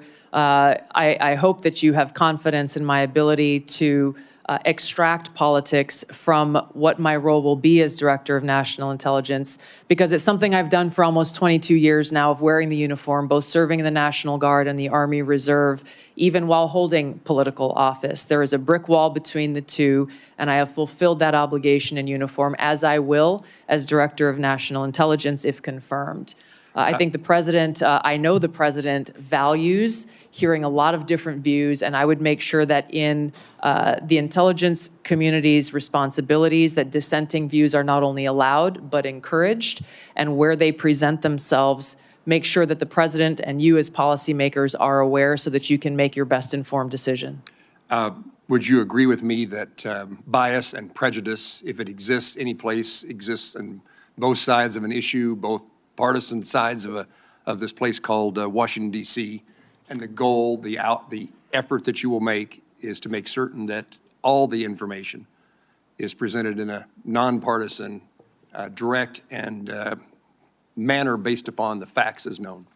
Yes, Senator, I agree, and you have my commitment. This is essential for the American people and all of you to have faith and trust in the intelligence products that are being delivered. One of the greatest challenges is knowing who's telling us the truth, and we need a DNI who tells the truth. True? Yes, I have a long record of speaking truth to power and would continue that commitment if confirmed in this role. Thank you. Thank you, Senator Moran. Senator King. Thank you, Mr. Chairman. And Ms. Gabbard, I certainly want to applaud and express my appreciation for your service, both in the military and in the Congress. Two very challenging jobs, and I want to thank you for that. I noted that Edward Snowden was in Hawaii, of all places, for a year and a half before he fled to Hong Kong and then on to Russia. Did you ever meet him or have any contact with him during that period, or subsequently with telephone calls, emails, Zooms, contact with he or his lawyers? No, Senator, not at any time have I had contact with Edward Snowden. And you introduced a bill in 2020 that was essentially a pardon. It basically said all charges should be dropped. you had a lot of whereases in that bill. Where did the factual basis for those whereas clauses come from? Senator, if I recall, in that bill, it came from publicly available information. I see. And were you aware that there was a bipartisan committee report from the House Intelligence Committee in 2016 on Snowden's activities?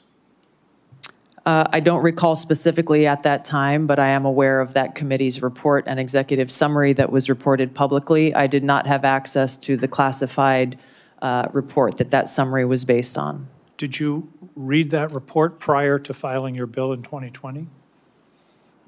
Senator, I don't recall specifically. I remember reading a lot of materials prior to filing that bill.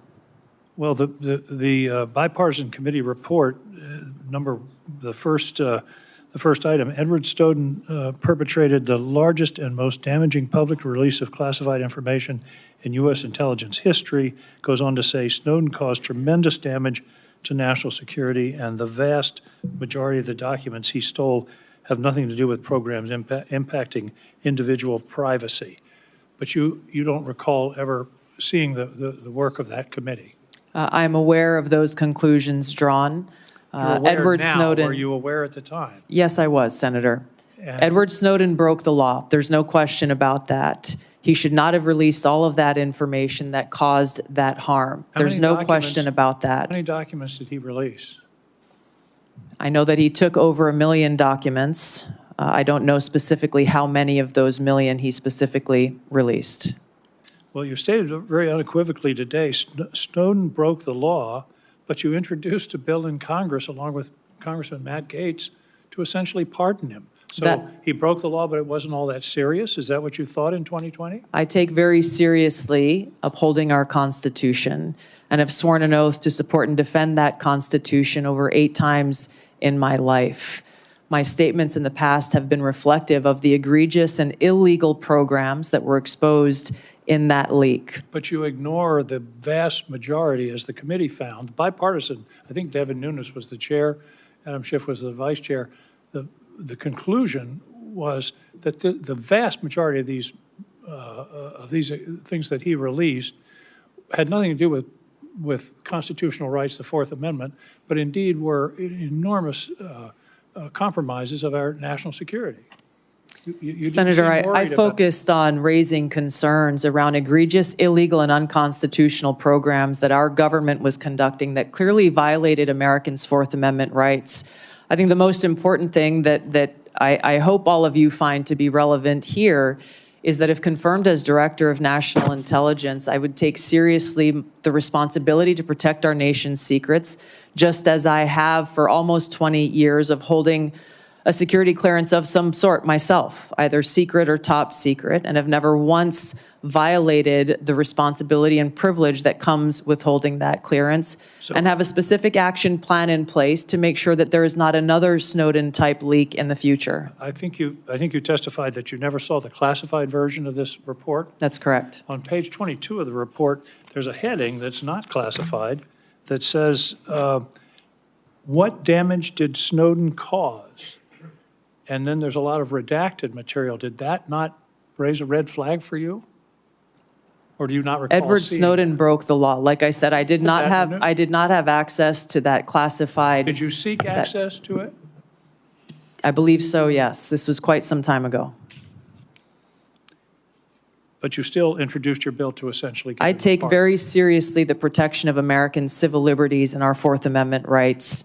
If confirmed as Director of National Intelligence, I'd make sure that there is no further Snowden-type leak in the future, and that those who have concerns have legal channels to raise those concerns so that we don't violate and release our nation's secrets. There are about 20 Thank you, countries in the Senator world King. that don't. Senator King, time has expired.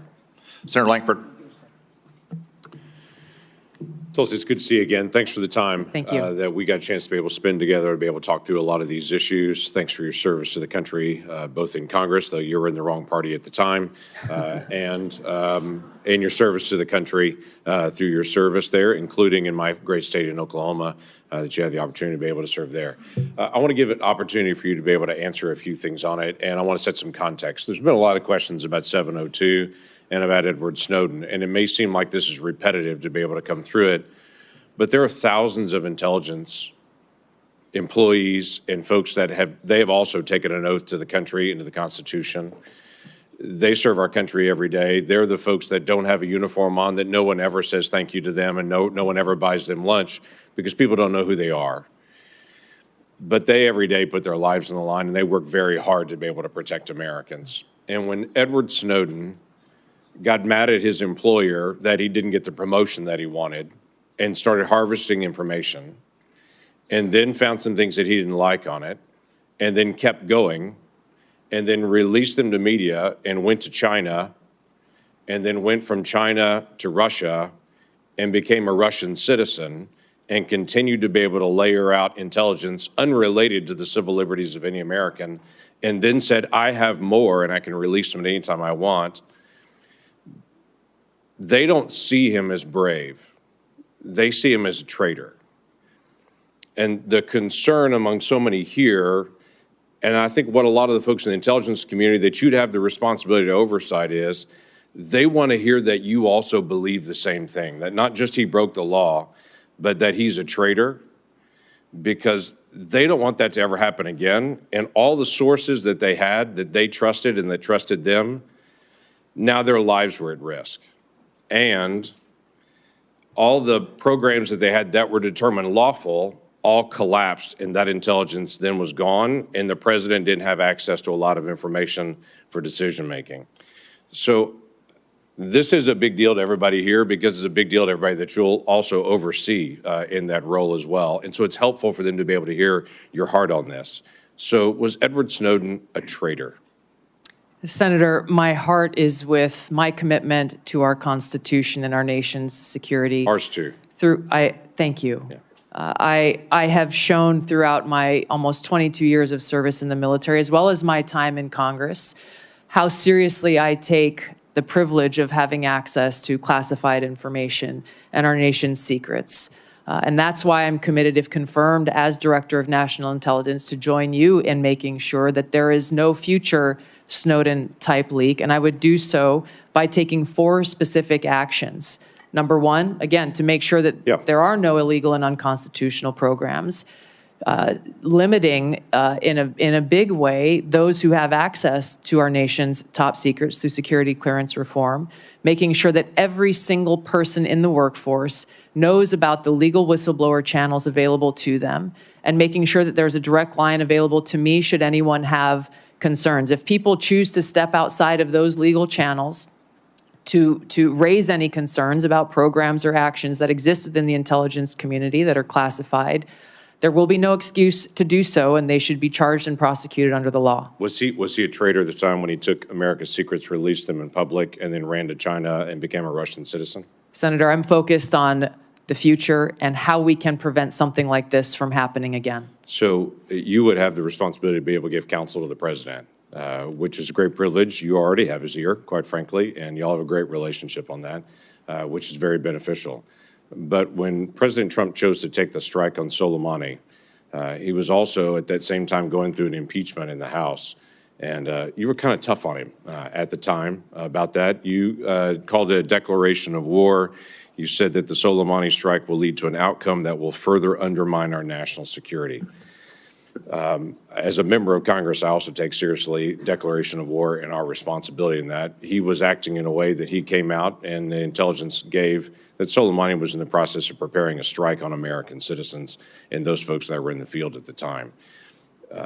I guess the question that I have is, the ODNI will sit with the president, will provide options to the president and say, here are the options that you could take.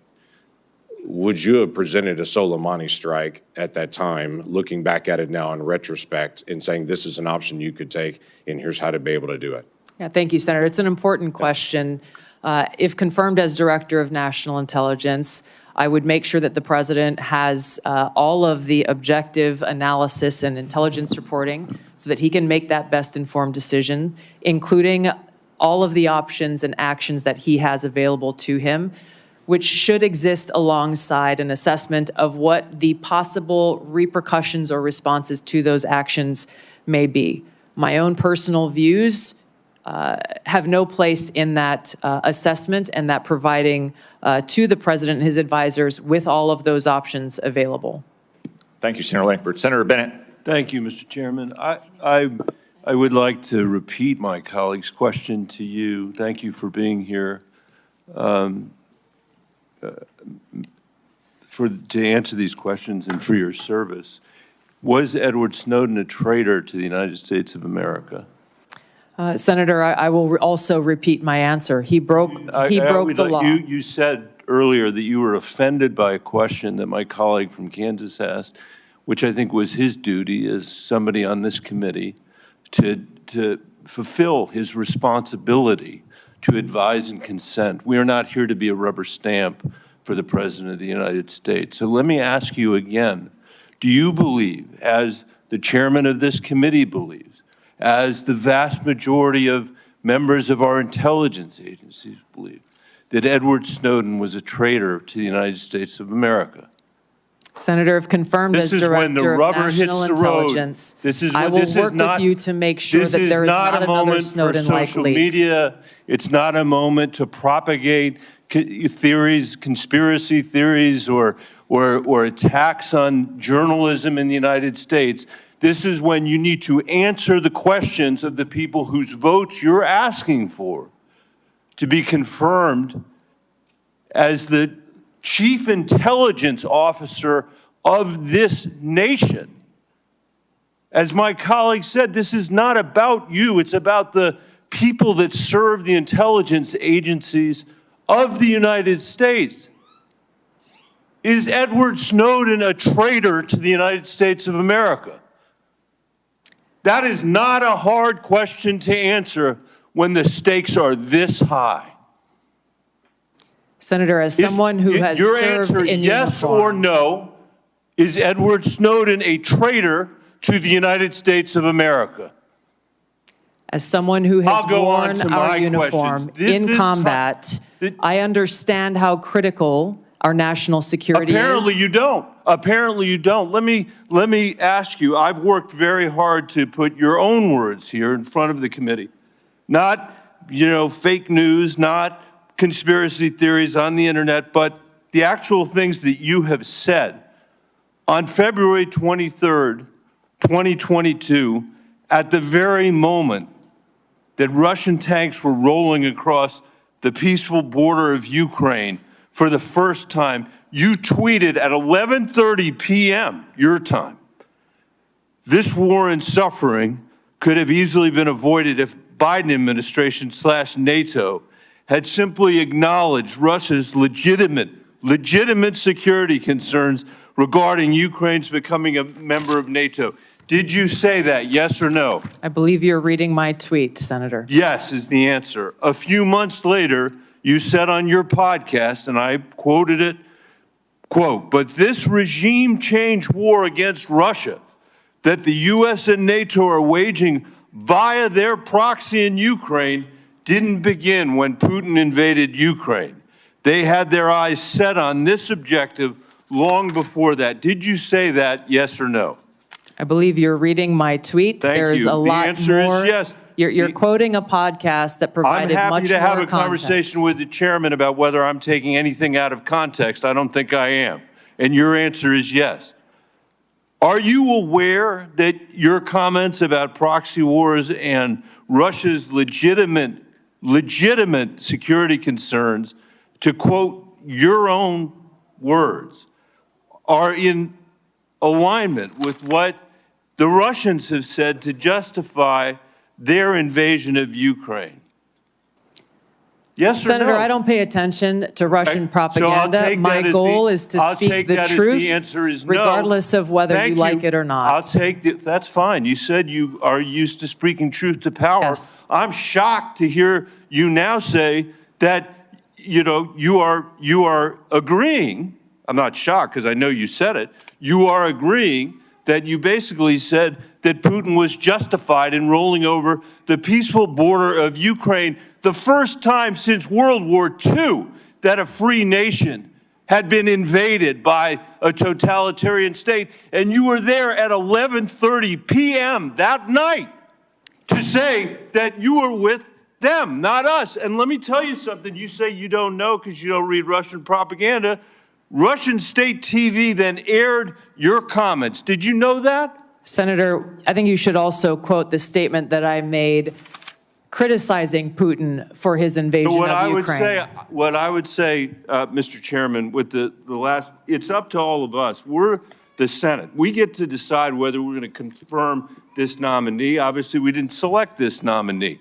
But can't we do better than somebody who doesn't believe in 702? Can't we believe that somebody who can't answer whether Snowden was a traitor 5 times today, who made excuses for Vladimir Putin's invasion of Ukraine, the first time that I'm aware of any American official has done that? I'm questioning her judgment. That's the issue that's at stake here.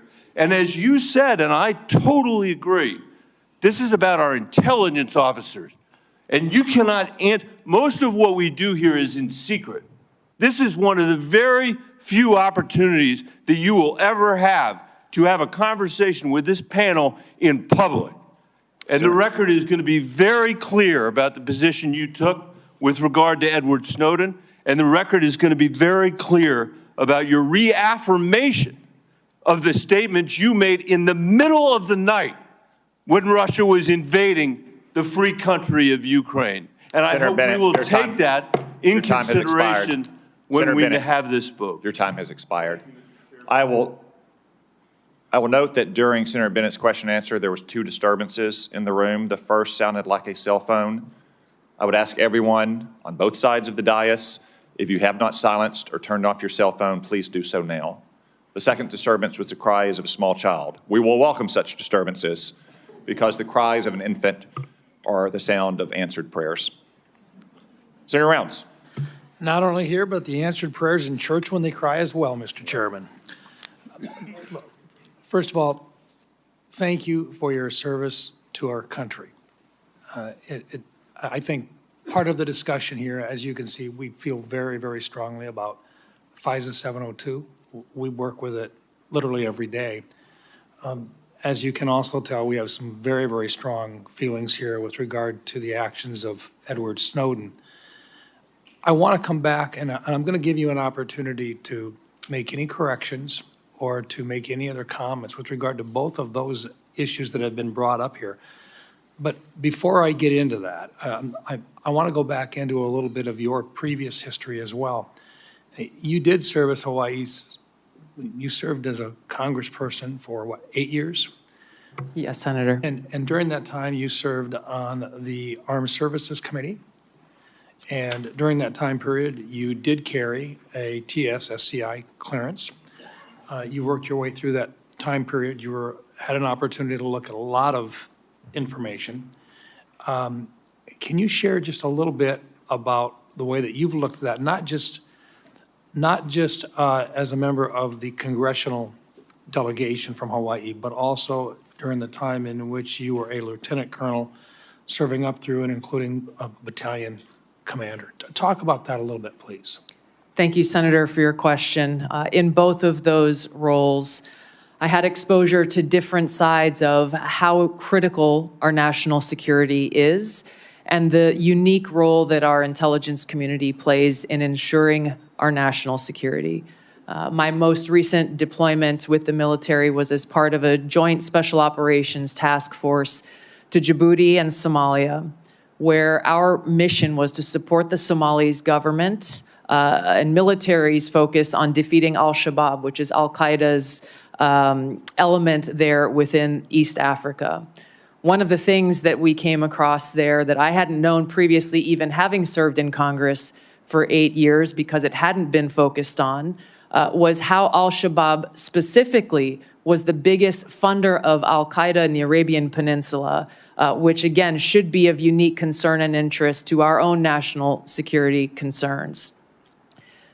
Being able to engage with world leaders in both capacities, in uniform and as a member of Congress, being a customer of intelligence in both of those roles gives me a unique perspective, if confirmed as Director of National Intelligence, to come in with fresh eyes, to come in with some of the frustrations that I experienced as a member of Congress with the lack of information that we received from the intelligence community, oftentimes feeling as though everything we heard in a brief could have been read in the newspaper that morning, and the essential oversight role that all of you play here in Congress. You are unable to do so unless you are equipped with that intelligence and information. I'm committed to fulfilling that responsibility if confirmed as Director of National Intelligence. Okay, now, when you and I first met, I told you that I thought you needed to kind of take a change in the direction that you were going with regard to how you were approaching the private conversations, and that we wanted you to sit down and meet with some folks who were directly involved in gathering the intelligence and so forth. You did that. Yes. And then we came back and we sat back down again. And what those individuals who I had talked to and I asked you to talk with shared with me that they thought that you were a quick study and that you had the opportunity to look at a number of the issues that this committee considers to be extremely sensitive, and 702 in particular. Now, I've got about a minute left, but I want to give you an opportunity in front of this committee to share your position in your own words about how strong or how much it is needed with regard to the continuation of 702 and your support for it. Thank you, Senator. 702 provides a unique security tool and capability that is essential for our national security. There are a number of areas that we would be blind from a national security perspective without this capability. It also must exist next to having safeguards in place to ensure Americans' civil liberties are protected. As you know, Senator, it is illegal under 702 to target any U.S. person. There are several other sections within FISA that speak to some of the civil liberties reforms that you all passed in last year's legislation. So let me finish with this. 702 in its current form stays in effect for the next year. You would agree that there were reforms made which fixed a number of the items that you had a problem with in the first place. Is that correct? It's correct, Senator, and some of those reforms that you enacted were a specific to some of the legislation that I introduced back when I was in Congress, such as prohibiting the abouts collection as well. Thank you. Thank you, Senator Round. Senator Gillibrand. Thank you, Mr. Chairman. Thank you, Ms. Gabbard, for your service, both in Congress and in our U.S. military.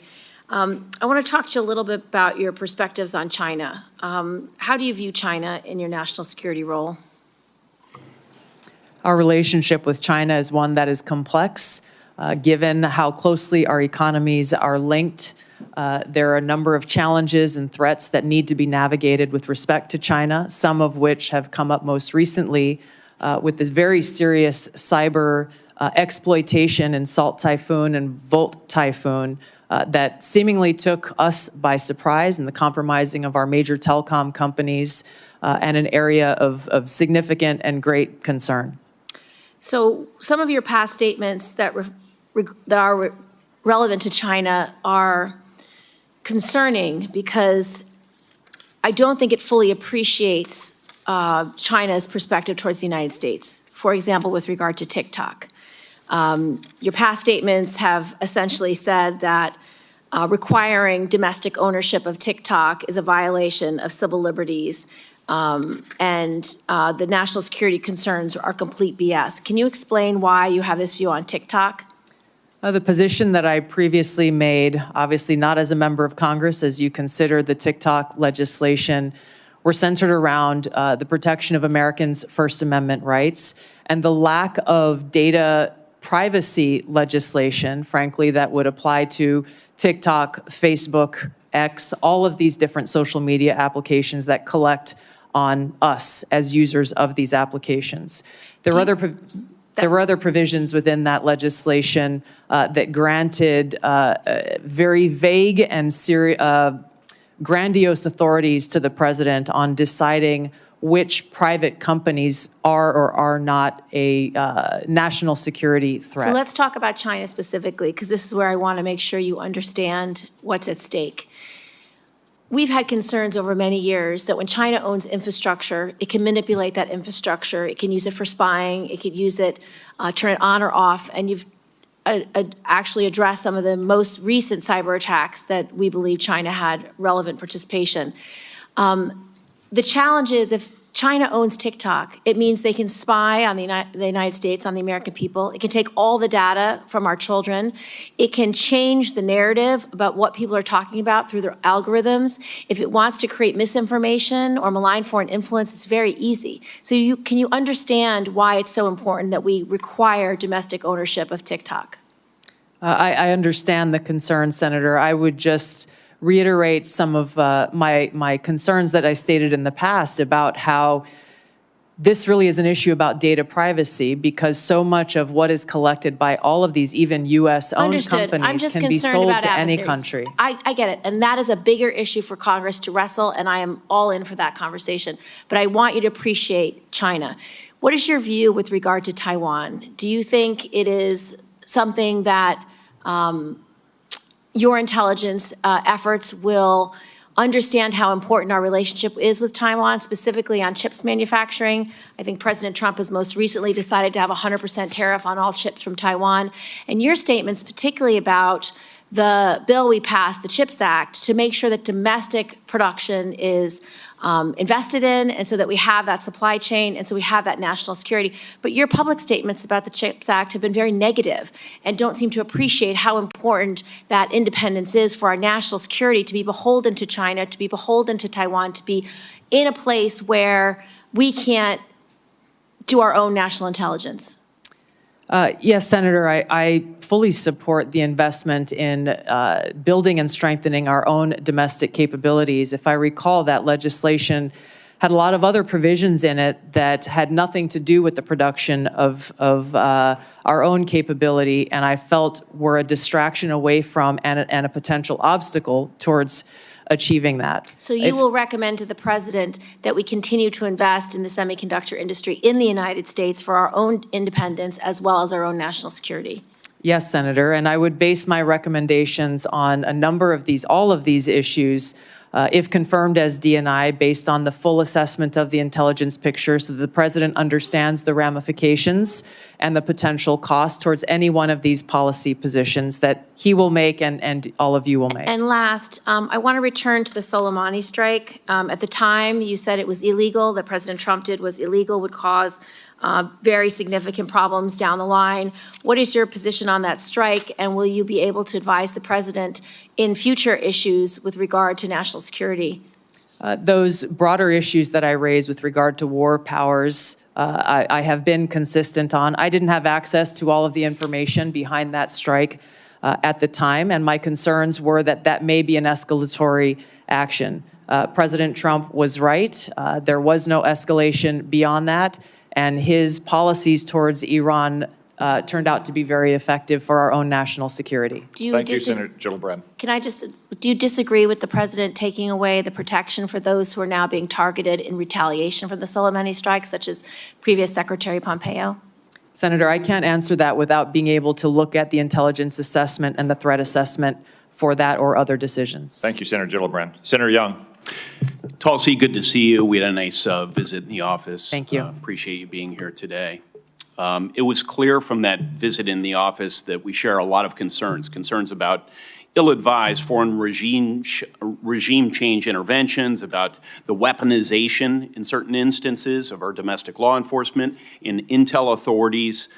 Let me talk about something, Edward Snowden, on which we may not agree. It's been recognized he fled overseas with the numbers 1.5 million classified documents. He shared them with the press. He absconded to China and Russia. Do you have any response to the bipartisan findings of the House Intel Committee, which stated that, quote, Snowden caused tremendous damage to national security, unquote, including to military, defense, and intelligence programs of great interest to America's adversaries? I'll give you an opportunity to respond, hopefully briefly. Thank you, Senator. As I've said before, Edward Snowden broke the law, and I do not agree with how he chose to release information and the extent of the information and intelligence that he released. It's my focus on the future. And I think we can all agree that we do not want to have another Snowden-type leak, and I've laid out specific actions, if confirmed as DNI, to do that. Okay.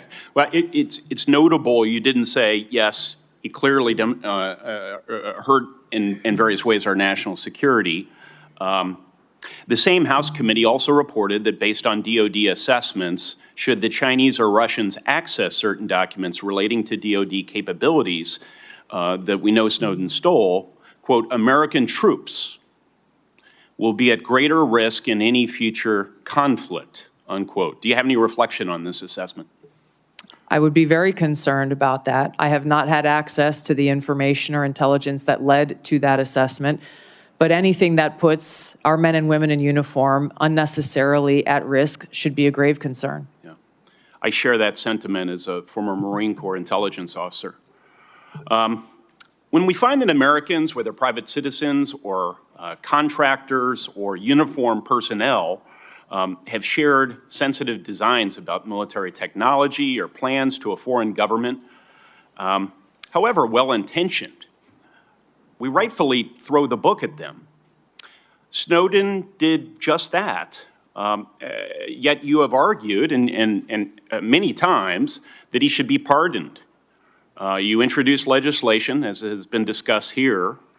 He's been able to publicly hide, as I see it, behind this facade of being a so-called whistleblower. But he likely endangered American lives through his actions. So as the leader of the intelligence community, how would you think you would be received based on some of these past actions to support or even to pardon Edward Snowden? Rank and file intelligence analysts and intelligence professionals. How do you think it'll be received? I'm grateful, Senator, to have received letters of endorsement and support from many current and former individuals who've worked within the intelligence community, those who've worked or are still working within our military, because I believe they trust that my goal, my sole goal and interest is in our nation's security and upholding our oath to the Constitution. And they trust that if confirmed as Director of National Intelligence, I will take the very specific steps that I have laid out in informing every single person within the intelligence community about the legal pathways they have to blow the whistle or to bring any concerns to the forefront, to include coming directly to members of Congress, to limit access so that we don't have people who are E3s or E4s or people in any situation taking it upon themselves to release classified information, giving them a direct line to me to once again make sure that we are all fulfilling our responsibility to ensure our national security and uphold our Constitution. Thank you. Tulsi, was Edward Snowden false to an obligation or false to a duty? I don't understand what you're saying. False? Yes. Did he betray a duty? Did he betray the trust of the American people? Which is, according to Merriam-Webster, that's the definition of a traitor. Edward Snowden broke the law, and he released this information in a way that he should not have. He also acknowledged and exposed information that was unconstitutional, which drove a lot of the reforms that this body has made over the years to make sure that Americans' constitutional rights are protected. Well, for what it's worth, Mr. Snowden is watching these proceedings. He's posted on social media even, indicating that Tulsi Gabbard should indicate that I harmed national security. This may be the rare instance in which I agree with Mr. Snowden. I think it would befit you and be helpful to the way you are perceived by members of the intelligence community if you would at least acknowledge that the greatest whistleblower in American history, so-called, harmed national security by breaking the laws of the land around our intel authorities. So thank you for being here. Thank you. Thanks, Senator Young. Senator Kelly. Thank you, Mr. Chairman. Colonel Gabbard, I want to first say thank you for your service to this country. Likewise. In Congress and in the Army, and thank you for meeting with me a couple of weeks ago, and thank you for being here today. You're nominated to lead and coordinate across the intelligence community's numerous sources of collection and analytic capabilities. In a few sentences, can you describe how you make assessments and how you're going to sift through all this intelligence and make careful and thoughtful conclusions? Yes, Senator, there are great professionals who work within the intelligence community. I will build a strong team around me as they present the intelligence reporting to provide to the President through the President's daily brief and to respond to issues and concerns that this body has. I will welcome dissenting voices to be able to make sure that this information intelligence is thoroughly vetted prior to presenting it, and make sure that the truth is reported, whether that truth is convenient or not. Well, thank you, Ms. Colonel Gabbard, and I appreciate that. The President and others are going to rely on that. I want to discuss such an assessment made by the IC. For years, the U.S. analyzed evidence of numerous chemical weapons attacks in Syria. Eventually, we were able to assess that Bashar al-Assad was responsible for a number of these attacks that slaughtered his own civilians. Do you accept the conclusion broadly that Assad used chemical weapons against Syrians? Yes, and I'm on the record for years of agreeing with that broad assessment. Thank you. Among the attacks the U.S. assessed Assad was responsible for 2 that occurred in Douma and Khan Sheikhoun in Syria. As a member of Congress and as a presidential candidate, and as recently as this month, in your written responses to this committee, you have cast doubt on the assessment that Assad is culpable in these 2 attacks. Is that still your position? Senator, I raised those questions given conflicting information and evidence that was presented at that time. Okay. Well, thank you. So, to help inform the public, the Trump administration released declassified intelligence in 2017 and again in 2018, showing how experts analyzed multiple types of evidence, satellite imagery, medical experts' witnesses, describing sources and showing the reasoning used to determine Assad's culpability in using these chemical weapons, including in Douma and Khan Sheikhoun in these attacks, the ones that you questioned. I have 2 documents I want to submit for the record, Mr. Chairman. Admitted. Thank you. Were you aware of the declassified assessments, the one I referenced? Yes, I was. And as a member of the House Armed Services Committee and the Foreign Affairs Committee, did you take time to review these? Yes. Okay, thank you. And can you explain to me then why you doubted the intelligence community's conclusions in these 2 cases, Douma and Khan Sheikhoun, but not the others? And please be specific. These 2 cases were being looked at as to be used as a pretext for major military movement, and my fear was a repeat of the deployment of another 500,000 soldiers like we saw in Iraq towards what was the Obama administration's goal, which was regime change in Syria. The question specifically that I raised around these 2 came about because there were 2 reasons. One, that assessment was made with high confidence and low information. The information that they had came from those on the ground in an al-Qaeda-controlled area, and therefore were al-Qaeda-linked sources. And there was conflicting information that came from the UN's Office on the Prohibition of Chemical Weapons Inspectors, as well as an MIT professor, Ted Postel, So I who want to talk looked at about him these for a extensively. second. So did you look into his credentials, yes or no? Yes. And were you aware of his appearances on Russian Today, which is used by the Russians to disseminate government-approved messages? No. Were you aware Postel relied on a chemistry student with a record of defending the Assad regime? At that time, I was not. I have been made aware since. Do you consider this person or these 2 individuals now, do you consider them a better source for the chemistry of sarin gas than the U.S. intelligence community? I assess that at the time, the information, I don't know the second person you're referring to, but MIT professor Ted Postel and the inspectors of the OPCW provided some credible questions that deserved examination. Okay, thank you. Did you attempt to weigh Postel's claims against the significant evidence and assessments already conducted by the IC? Yes, I did. Okay, thank you. So here's my concern here, Colonel. When we began this, you described a thoughtful approach to analyzing intelligence and reaching conclusions. This is what we expect of our professionals. But we just kind of walked through how you came to question Assad's use of chemical weapons in these two cases with a different approach. And I don't reject seeking out differing viewpoints. We need to do that. But you started from a place of doubting the conclusions of the U.S. intelligence community, and then you sought out information that confirmed your viewpoint.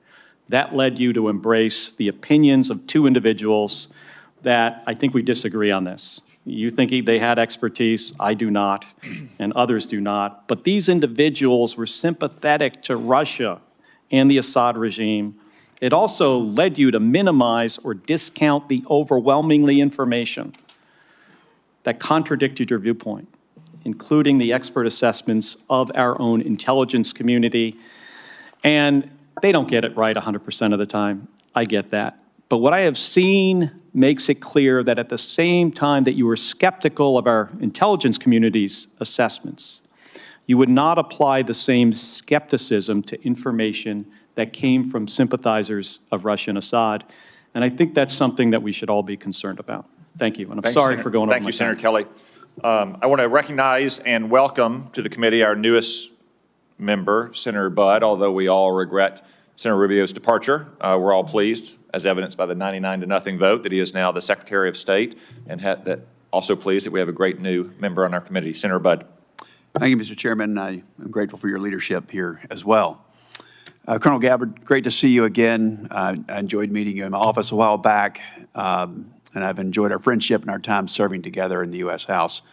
So as you know, Section 3023 of Title 50 states any individual nominated for appointment as DNI shall have extensive national security expertise. You served 4 terms as a member of the House of Representatives, which is a constitutional office, and throughout your tenure, you were a member of the Armed Services Committee and the Foreign Affairs Committee. Is that correct? Yes, Senator. You also served over 2 decades in the U.S. Army, including holding commands at multiple levels and served through administrations of both political parties. Is that correct? Yes, Senator. Throughout your time in the U.S. House and in the Army, you've been both a consumer of intelligence and a policymaker. How important is it for the intelligence community to provide timely, relevant, factual, and objective intelligence to policymakers? Senator, it is nothing less than a matter of our national security. Too often in the multitude of intelligence failures that our country has seen, that objective has not been met. Now, CIA Director Ratcliffe talked about in his testimony before this committee how the CIA's own internal metrics have shown that analytic objectivity has gone down within that organization.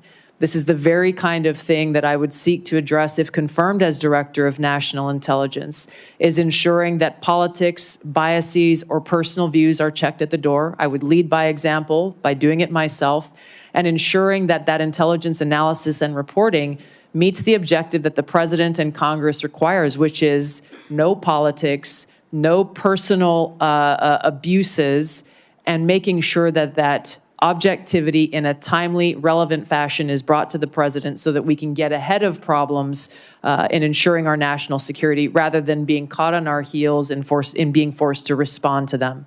Thank you for that. I think it's clear from your background experience that you more than meet the statutory requirements for this position. I want to switch gears a little bit. There's been a lot of discussion today, and I think it's a necessary discussion about your position on 702, Section 702 of FISA. So I've personally had concerns, and I think we even talked about this when we served in the House together, and I actually voted against its reauthorization when I was in the House. However, I recently voted to reauthorize Section 702 with additional safeguards to end the politicization of the tool and to ensure privacy and civil liberties that they're protected. So, Ms. Gabbard, tell us, how has your thinking on Section 702 developed over time, and why?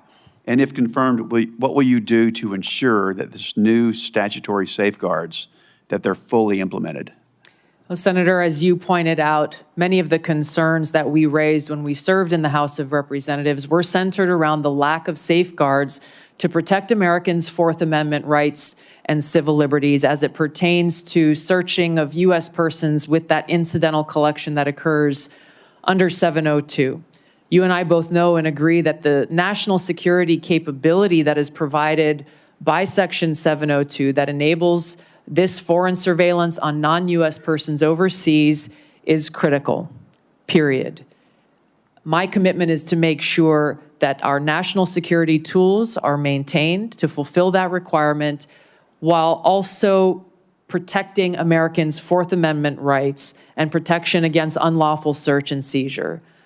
There are a number of those reforms that you referenced, such as the prohibition of abouts collection, which we brought up when we served in the House, making sure that 100% of U.S. persons by the FBI on this incidental collection are reviewed by the Attorney General herself. There are a number of other reforms that I believe strengthen significantly those safeguards, a number of them that I had worked to try to bring into place when I was in the House of Representatives.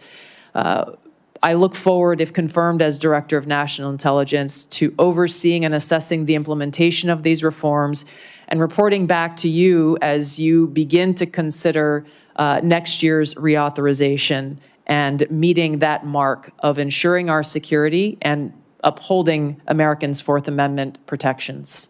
Thank you. Switching gears a little bit, talk briefly, if you will, about the dual task of simultaneously protecting whistleblowers and protecting classified information. Senator, there are more than sufficient legally protected routes for whistleblowers to come forward should they have concerns on any actions occurring within the intelligence community. I've spoken about the additional protections that I personally will put in place if confirmed as Director of National Intelligence, understanding the seriousness of protecting our nation's secrets, and one that I hold personally. Thank you. Thank you. Thank you, Senator Budd. I will recognize Senator Wicker, an ex officio member of our committee, which is Latin for so powerful a man he can go to any committee he wants and ask questions anytime. I look at it differently, Mr. Chairman. I think what you're saying is that I'm the only non-voting member of this committee that's here at this hearing, and I've been at an Armed Services Committee hearing most of the morning. Let me ask about something that happened a long time ago and something that's happening right now. Colonel Gabbard, I was a member of the House of Representatives on 9/11, 2001. As a matter of fact, I was at the Pentagon that very morning when the attacks happened. Where were you when 9/11? We all remember where we were. Yes, I was in Hawaii. There was a 5 or 6 hour time difference.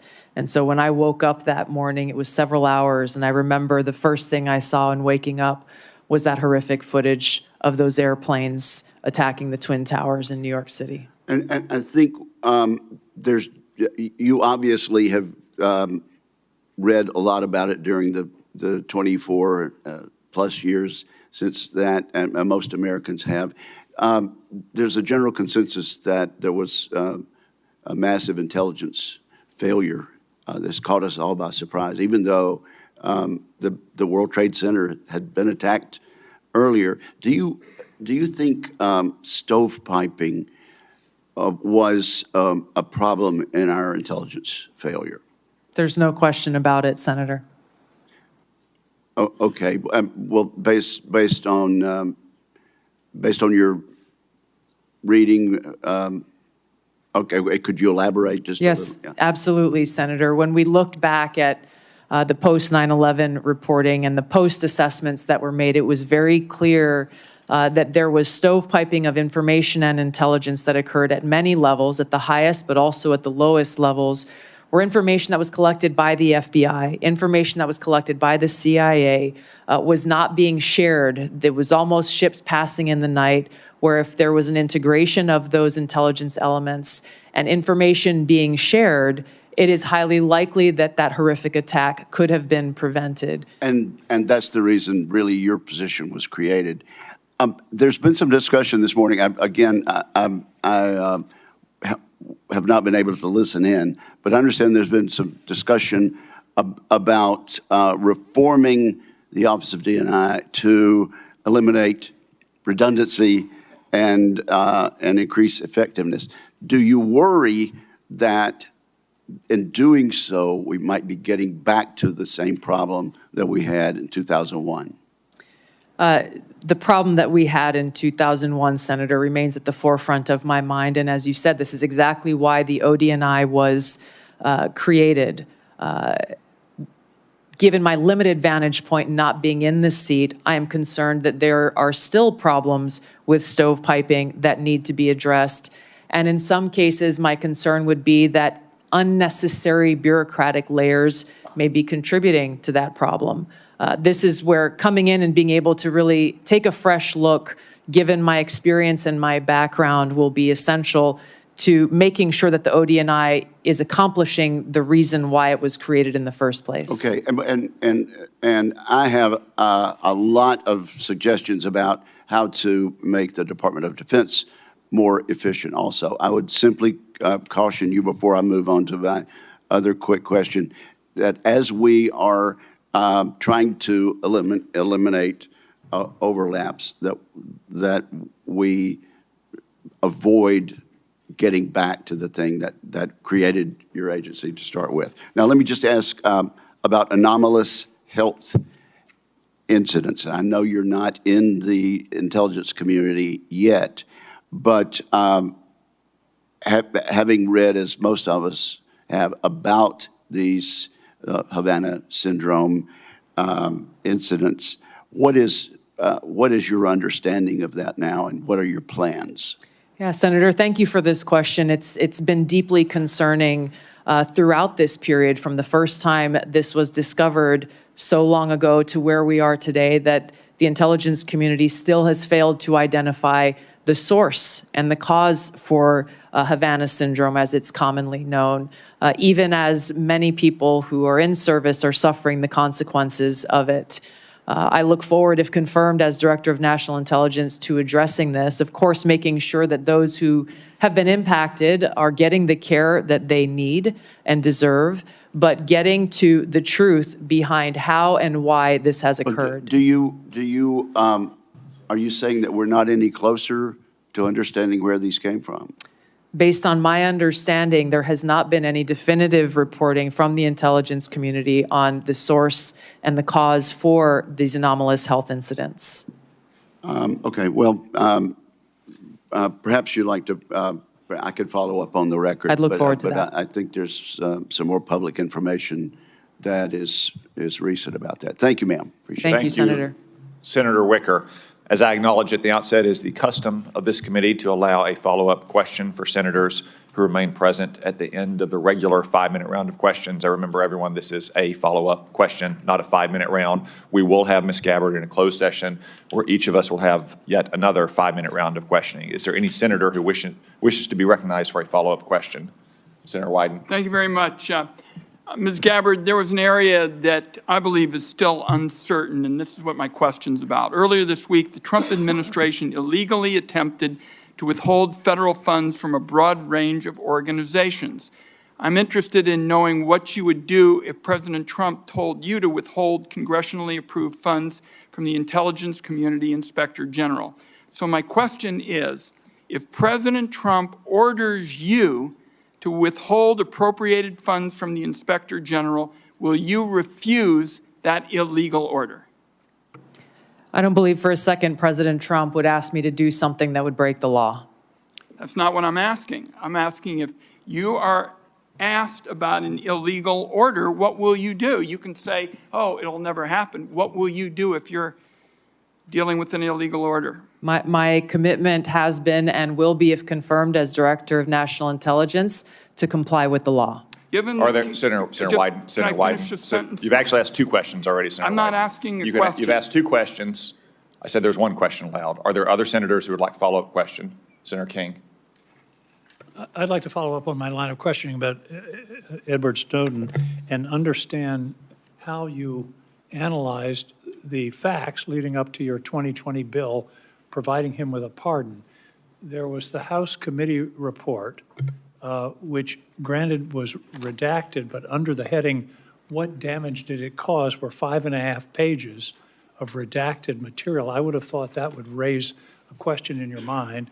Secondly, Edward Snowden, there are about 20 countries that don't have extradition treaties with the U.S. He chose to go to Russia, become a Russian citizen.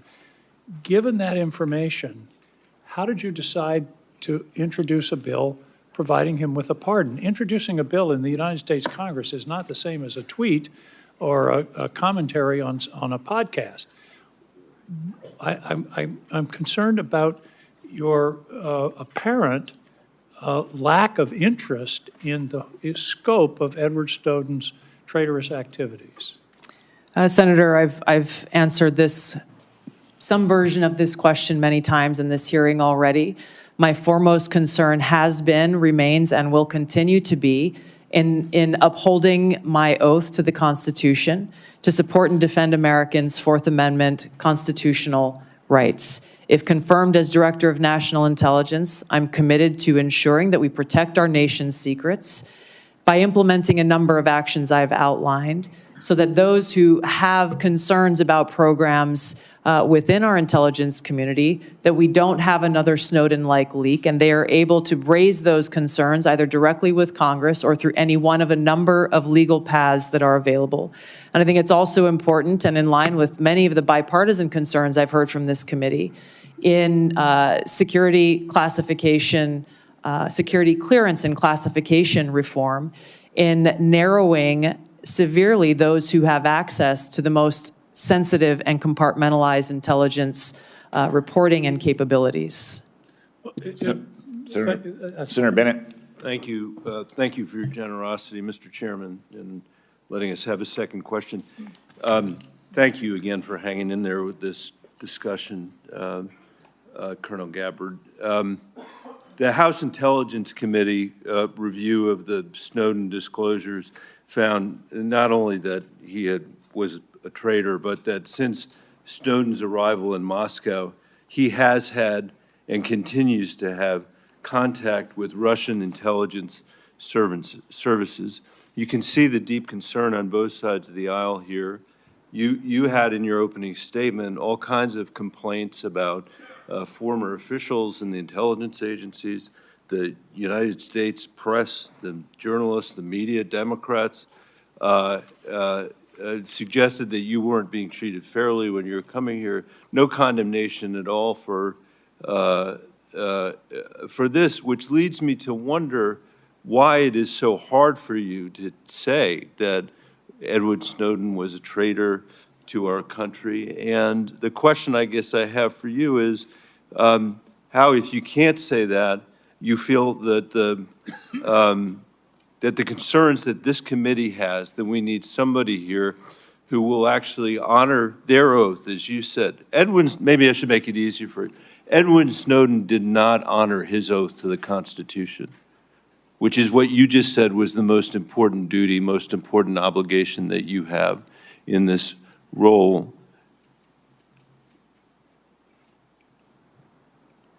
Why is he being treated like a folk hero by you instead of the traitor that he was?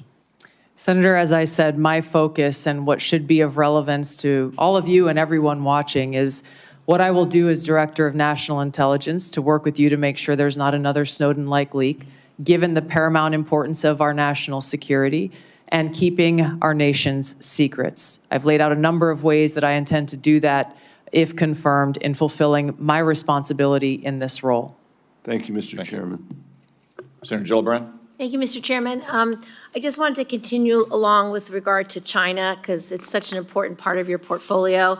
And I know on armed services, you've had hearings over the last 15 years about their architecture and how they're building up space capabilities, sea capabilities, Air Force capabilities, every type of capability they possibly could. And that aligned with their malign foreign influence and with their ambition with regard to Taiwan, it just creates a very dangerous scenario and concerning one. And so I wanted to ask you about Japan, because recently, about a year and a half ago, 13 months ago, you said that you didn't think it was wise to allow Japan to build up their own defense architecture. And you thought it was short-sighted. Can you speak a little bit about that? Because our alliance with Japan is so important in our ability to defend against malign activities of China, not only geographically, but because for the last 50 years, they've been close allies, allies that we rely on. We share intelligence, we share operations. They are a great ally. So what was your concern about? And have you had any views that have shifted in that regard?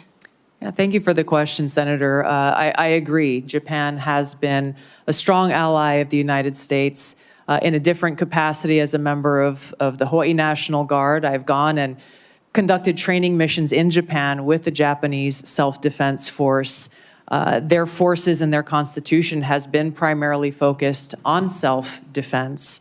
The concerns that I had raised previously had to do with really looking at the bigger picture of the context of the history with Japan and China, and recognizing the implications of how this kind of shift from a self-defense posture that Japan has had constitutionally to a more offensive posture could result in escalation. And given the history, we need to acknowledge what the ramifications could be to our own security interests. And that's something that I am looking forward to being able to provide to all of you and to the President, if confirmed as Director of National Intelligence, is that in-depth analysis and assessment so that various policies or actions that you all or the President are considering are fully thought through, given that broader context of nuance of history and the complexities that exist within the Asia-Pacific region. Having grown up there, I'm very familiar with. But you do Thank you, Senator Gillibrand. Okay. Senator Kelly. Thank you, Mr. Chairman. Colonel Gabbard, when Russia was denying Assad's use of chemical weapons, they accused the U.S. of supporting terrorists. This is a line that Putin used frequently during the Syrian civil war as he supported Assad. Syrian officials made similar comments. They did it repeatedly. They did it in public. They did it at the United Nations. In 2016, you gave an interview in which you said, and this is a quote, "The U.S. is providing direct and indirect support to terrorist groups in order to overthrow the Syrian government." And in 2019, on the Democratic presidential debate stage, you said of President Trump, this is a quote, "This current president is continuing to betray us. We were supposed to be going after al-Qaeda, but over years now, not only have we not gone after al-Qaeda, our president is supporting al-Qaeda." So I'm interested to hear, what was your goal in saying these things? And did you consider, before saying them, the motives of Iran and Russia, what their motives might have been before making these claims? Senator, as someone who enlisted in the military specifically because of al-Qaeda's terrorist attack on 9/11 and committing myself and my life to doing what I could to defeat these terrorists, it was shocking and a betrayal to me and every person who was killed on 9/11, their families and my brothers and sisters in uniform. When, as a member of Congress, I learned about President Obama's dual programs that he had begun really to overthrow the regime of Syria, and being willing to, through the CIA's Timber Sycamore program that has now been made public, of working with and arming and equipping al-Qaeda in an effort to overthrow that regime, starting yet another regime change war in the Middle East. DOD Train and Equip program, again, begun under President Obama, is widely been known, looked at, and studied, that ultimately resulted in over $500 million being used to train who they called moderate rebels, but were actually fighters working with and aligned with al-Qaeda's affiliate on the ground in Syria, all to move forward with their regime change and not acknowledging what was obvious at the time and what has unfortunately borne true, which was that a regime change war in Syria, much like the regime change wars in Iraq, the toppling of Gaddafi and Mubarak, while these are all dictators, would likely result in the rise of Islamist extremists like al-Qaeda taking power. I shed no tears for the fall of the Assad regime, but today we have an Islamist extremist who is now in charge of Syria, as I said, who danced on the streets to celebrate the 9/11 attack, who ruled over Idlib with an Islamist extremist governance, and who has already begun to persecute and kill and arrest religious minorities like Christians in Syria. I understand. Why that should be acceptable to anyone is beyond me. It shouldn't is be. certainly And not in our and interests. I appreciate your answer, and thank you. My concern has to do with the tendency to repeat Russian and Syrian, and even in some cases, I think we'll get into in the closed session, Iranian information, and to discount what comes from our intelligence community. Senator, every American deserves to know that people in our own government were providing support to our sworn enemy, al-Qaeda. That should not be acceptable by anyone. Thank you, Senator Kelly, Ms. Gabbard. In conclusion, Senator Warner. Yes, thank you, Mr. Chairman. You know, one of the things I love about this committee, and I know folks who are here for Ms. Gabbard may not fully realize, but this has always been a bipartisan committee. And you know, my friend Richard Burr, who said we always kind of followed the truth. One of the things I was always proud of in the very challenging Russia investigation was, you know, people would come in, they didn't know whether the staffer was a Democrat or Republican, because we were all looking out for the same thing. Ms. Gabbard, I support and commend you for your service. But we have heard this morning taking some individuals' advice on chemical attacks, not taking American intelligence community that, as we subsequently discovered, had iffy ties, not enough due diligence. We've heard this morning on your trip to Lebanon that you weren't fully aware that the folks who originally paid for the trip had these relations and ties to this Syrian party.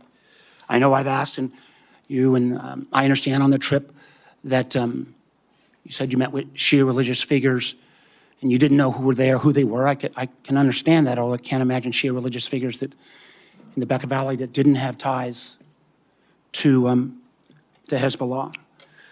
And we can have a difference of opinion on TikTok. The chairman and I feel very strongly that it is a national security threat. On 702, I'm candidly confused. I thought you answered Senator Wyden, you're in favor of a warrant. Senator Cornyn, I thought you backed off of that. And then on Edward Snowden, you won't back off of Brave. You won't back off of your legislation. You won't call him a traitor. And I think, again, about this is being watched by our allies around the world. I think even RT's been tweeting about it today, blasting me. And the men and women of the intelligence community. I don't know how they're going to have confidence that if under your leadership, if somebody else stepped out, that you wouldn't take the same position that you've not walked away from on Mr. Snowden. So I guess my last question, and this is one I think was in some of the press, and I believe you and your husband took a trip to Rome last summer. And you know, I'm not talking about the conference.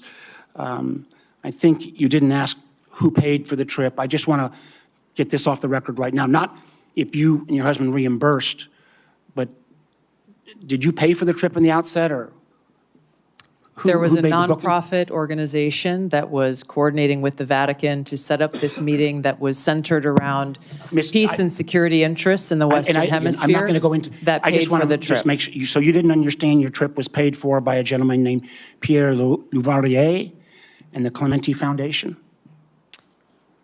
The nonprofit, my understanding, was paid for the trip. Mr. Louvarier has enormous ties to Konstantin Malovov. I'm mispronouncing his name, but who is somebody that America has sanctioned. I imagine we can get into this in the classified hearing, but again, the due diligence that's required before you take these trips or make these assumptions is something that I find very troubling. Thank you, Mr. Chairman. Thank you, Senator Warner. I would also note that that same New York Times story reported that there's no indication that Ms. Gabbard did anything wrong on that trip. Ms. Gabbard, thank you for your time and for your testimony. Thank you, most importantly, for your service to our nation. As I said at the outset, it's no secret that this nomination has generated more attention and interest than most nominees before this committee. We have received a large number of statements, letters, and other such materials in support of and in opposition to Ms. Gabbard's nomination. I will submit all of those for the record. For the benefit of senators, it is also my intention to hold a committee vote on Ms. Gabbard's nomination as soon as possible. Therefore, for planning purposes, any senator who wishes to submit questions for the record after today's hearing, please do so by close of business tomorrow. That is Friday, January 31st, 5 p.m. Eastern Time. Now, let me explain what will happen next.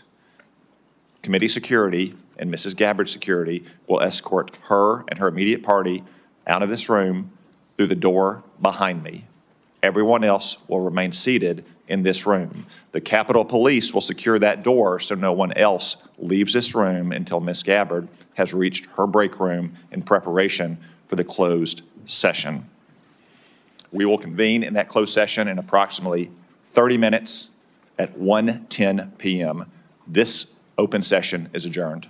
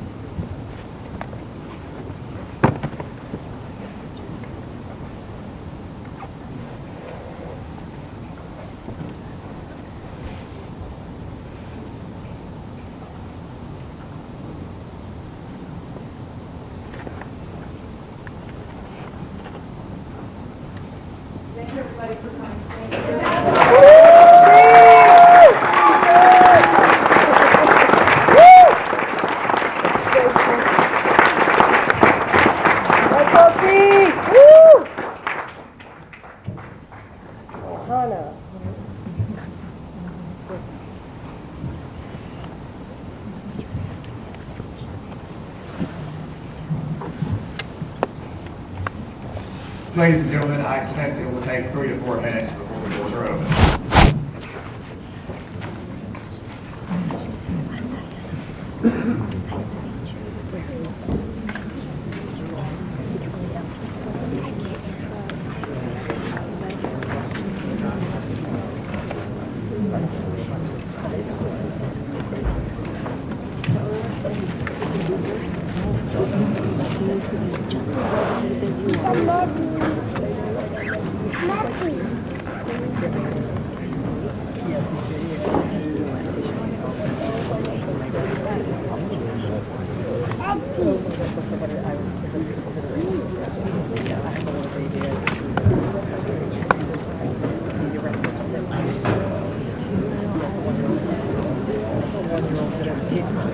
Yeah.